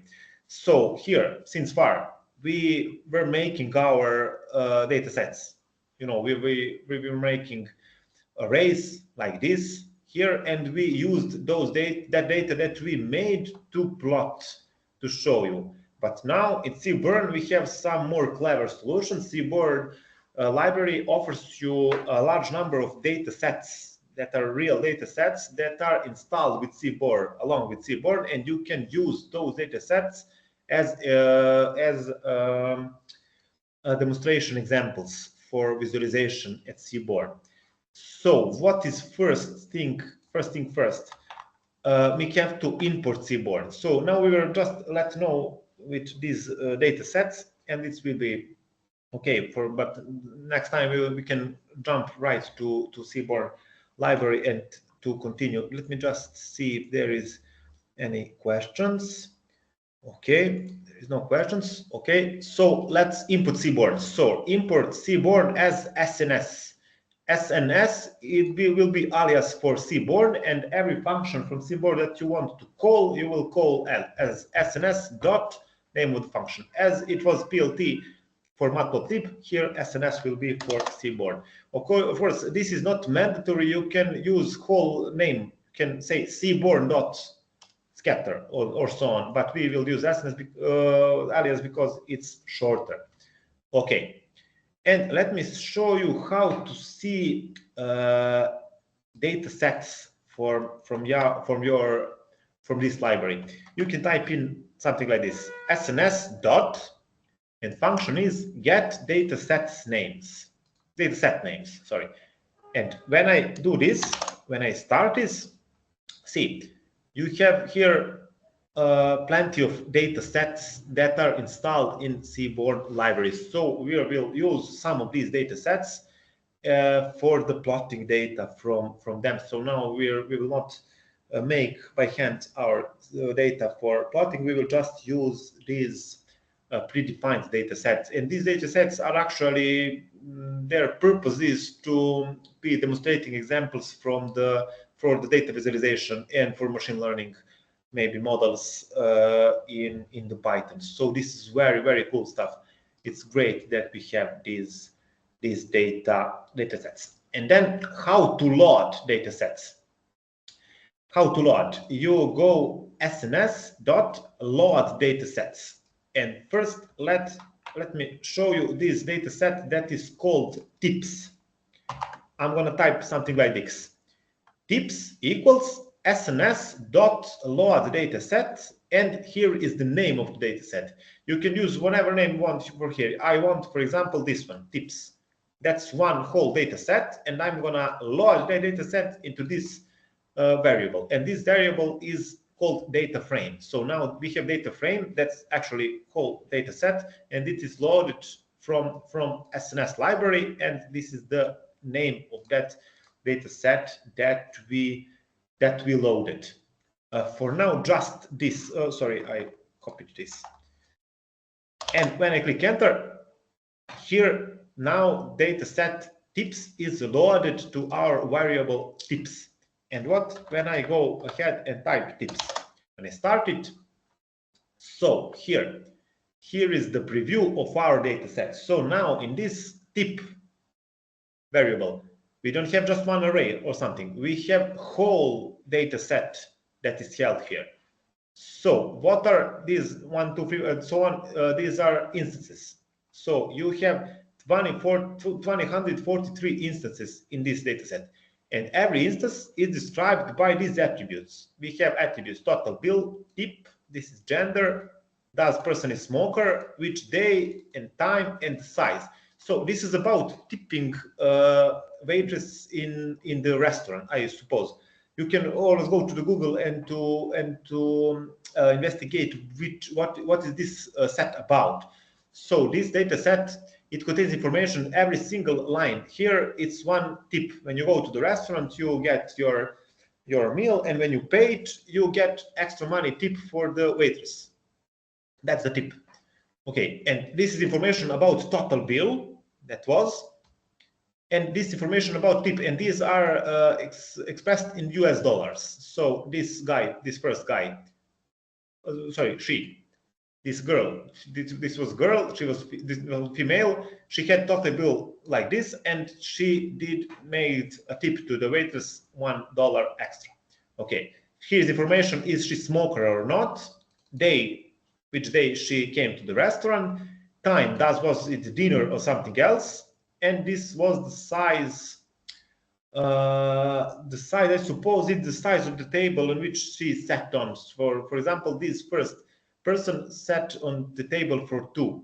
She maybe went some date with some guy and so on. So or with some friend at the coffee and so on. So size of the table was 2. And now we're going to use this data to plot. I'm going to show you how to plot things by using this data. And let me just now plot maybe some scatter plot. Let me see. Okay, we can. It's a lot. Okay, let's make some basic scatter plot just to see how it works in SNS and just to make introduction to stuff that are coming. So now it becomes actually the interesting part. So this Matplotlib was a little bit tiring. Okay. So the first thing first is the very important is to understand how your data looks and what you have with data. And here you have 5 first and last 5 instances of your data set. But if you go something like this, tips.head, and for example, insert 10, when you start it will show first 10 instances of your data set. And here we have first 10 persons, first 10 instances. We have female, we have male, and so on. We have no one from here is smoker, and everyone were on the dinner at Sunday. And different size of tables were included here. So tips goes from 1. We have here one much bigger tip. Here we have here 2 bigger, and so on. So we can plot various of things here. So we have now real data set, and we have plot various of things.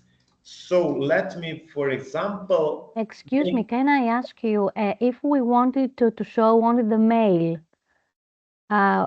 Could we type there and string male? Sorry, didn't understand what you asked. Could you repeat, please? Yes, if we wanted to have a table like this, only with a sex male, could we type there in tips.head instead of 10 the word male as a string? Let me just see. Maybe you want something like this. Let me just try, and you tell me if that is that. Mm-hmm. If I try df off not df. Sorry, here is tips. Tips off, and here I say tips of sex. It's for gender equals male. So now I'm gonna just have males. Yes, here. yes, exactly what I wanted to have. Yes, thank you. Okay. It's a good question. Okay, so colleagues, she asked me how to filter practically these data sets just to show just males. So here is the way how you can do filtering this data set. You go name of the data set, it's tips. Then in the brackets you say tips of, and here is the attribute. Attribute is called sex, it's for gender, and you say equals, and this is the value of that gender. So now in the data set will be shown just instances that has this value for this attribute. For example, we can let's just see instances where day was Sunday. We can do something like this: day equals sun, which stands for Sunday, and now you will have data just for Sundays. You see here are just Sundays, and if you want to for example, if you want to remember it somewhere, here it is just shown here. You can go something like this: tips underscore sun equals tips dot. So this what we executed here. You can make one new data set that is consist only of instances in this original data set, which for attribute day has value Sunday. So here I made a new data set now, tips underscore sun, and now when I go tips underscore sun, he will recognize it as a unique data set. So when I try this, here it always be Sunday. So this is the way you can filter your data set, and if you want, you can save it to another data frame, to another variable, and now you can plot just things from this variable. You don't have to use original data set that you has got. It's a great question too, but I think we had this something like this in further works, so we will come eventually to that part. But it's very good question. It's good to know right now that you can filter your data set before we even started with visualizing. Okay, let me see just how much time do we have now. Okay, let's just make one or two simple scatter plots, and here we finish with today's course. For example, if I want to plot something like this, so imagine one scatter plot, and I want dots. What dots? And I want to X label to have size of a tip, and at Y label I want to have size of a total bill. So I want to see any dot would be one instance from my set. I want to see if tip is bigger, is the total bill bigger.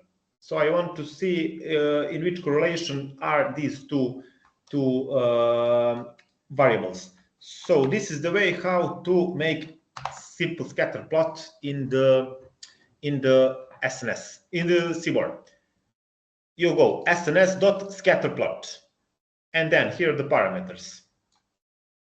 X equals, you insert the name of the attribute that you want on your X value.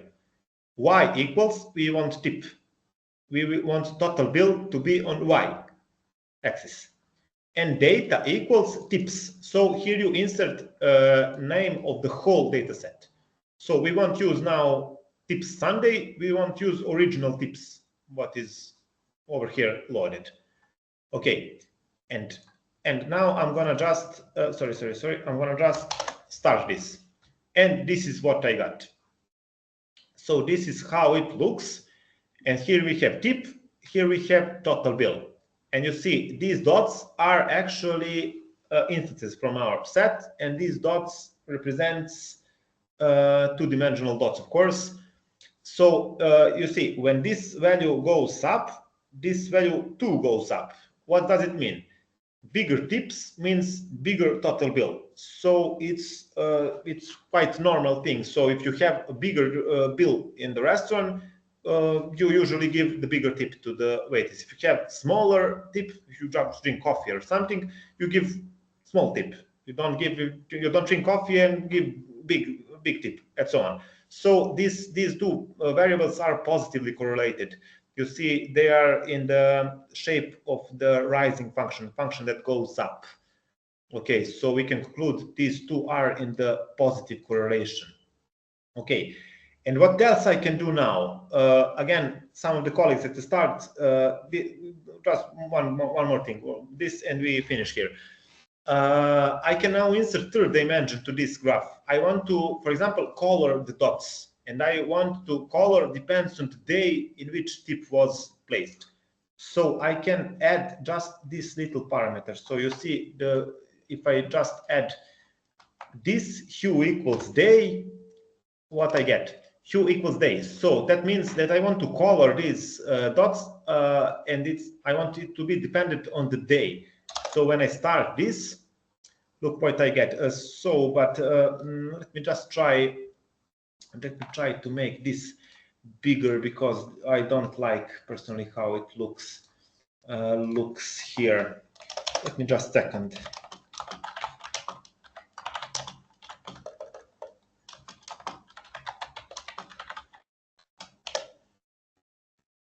So you see, the colors are now at a different color. Okay, they are at a different color.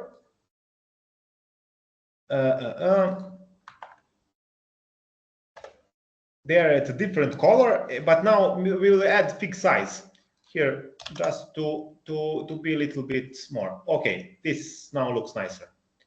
So different color of the dots means different day, and you see here's Thursday, Friday, Saturday, Sunday. For example, red dots took place at Thursday, and so on. So now when you look this graph, you see tip, you see total bill, and based on the color of the dot, you know in which day person gave that tip to the waitress. So this is how I just used. I added third information on this graph. So this wasn't possible actually with Matplotlib this easy.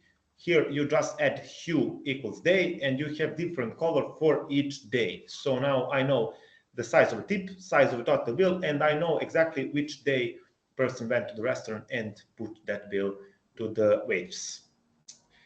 Okay, and here we came to the end for today's session. So now we will start here. We will stop. Sorry, here, and in 2 days, Thursday, we will continue, finish Seaborn, and cover Plotly, Plot9, and Bokeh. And we will just have enough time to finish that like this. So I suppose you see now Seaborn is quite more interesting than Matplotlib and so on. Every next library is more interesting than previous. So these better libraries are practically more useful for you. And that's it for today. So let me ask, is there anything unclear that stayed today? If it is, feel free to ask. And if it's not, I suggest you to take materials. I won't turn off link. There's not expiration date, so link will be active, so on. And you are free to download code and to try it yourself. Recordings will be available to you, so you can watch recording. And if you need additional help, of course, always you can ask. But my suggestion is to try it by yourself at home. So next time when we see in 2 days, you can follow more easy and more fast. You can follow faster. So that is advice from my side, just to try it yourself at home, because it is much more effective if you try it once by yourself than if you watch 100 times someone else doing it. That's how stuff works in programming. That's how it works basically. You need to try it yourself. If you don't try it yourself, you cannot know how to use. So try yourself, and everything is gonna be okay. Okay, so I'm gonna just now stop sharing screen. Okay, and I suppose our administration is here, and he will take the recordings. So I don't have to stop it. I think they're gonna save recording and make it send it to all attendees. Okay. If there are no questions here, thank you very much. It was my pleasure to be your lecturer today, and see you in 2 days with the new interesting stuff about data visualization. And I promise that sessions in the Thursday will be way more interesting than this today. It will be better functions, better libraries, and more useful stuff for you. Okay, if there are no questions, see you in 2 days. Good night to all of you. Bye. See you. Thank you. Good night. Thank you very much for the lecture. It was amazing. Thank you. Thank you. Oh, really quick, I just wanted to ask, will we have an assignment to do later on for this class? From my side, no. We will just work like this, and we practically don't have time to work assignments, because here is a lot of information, a lot of stuff. but I don't know, maybe somebody from organizers will give you some assignments for this, but to be honest, I'm not sure. Do you have to pass something to get your certificate or so on? I think you get those just by listening these courses. But of course, I can make some assignments to you and give to you as homework for practice. All right. Thank you very much. Thank you. You're welcome. Welcome.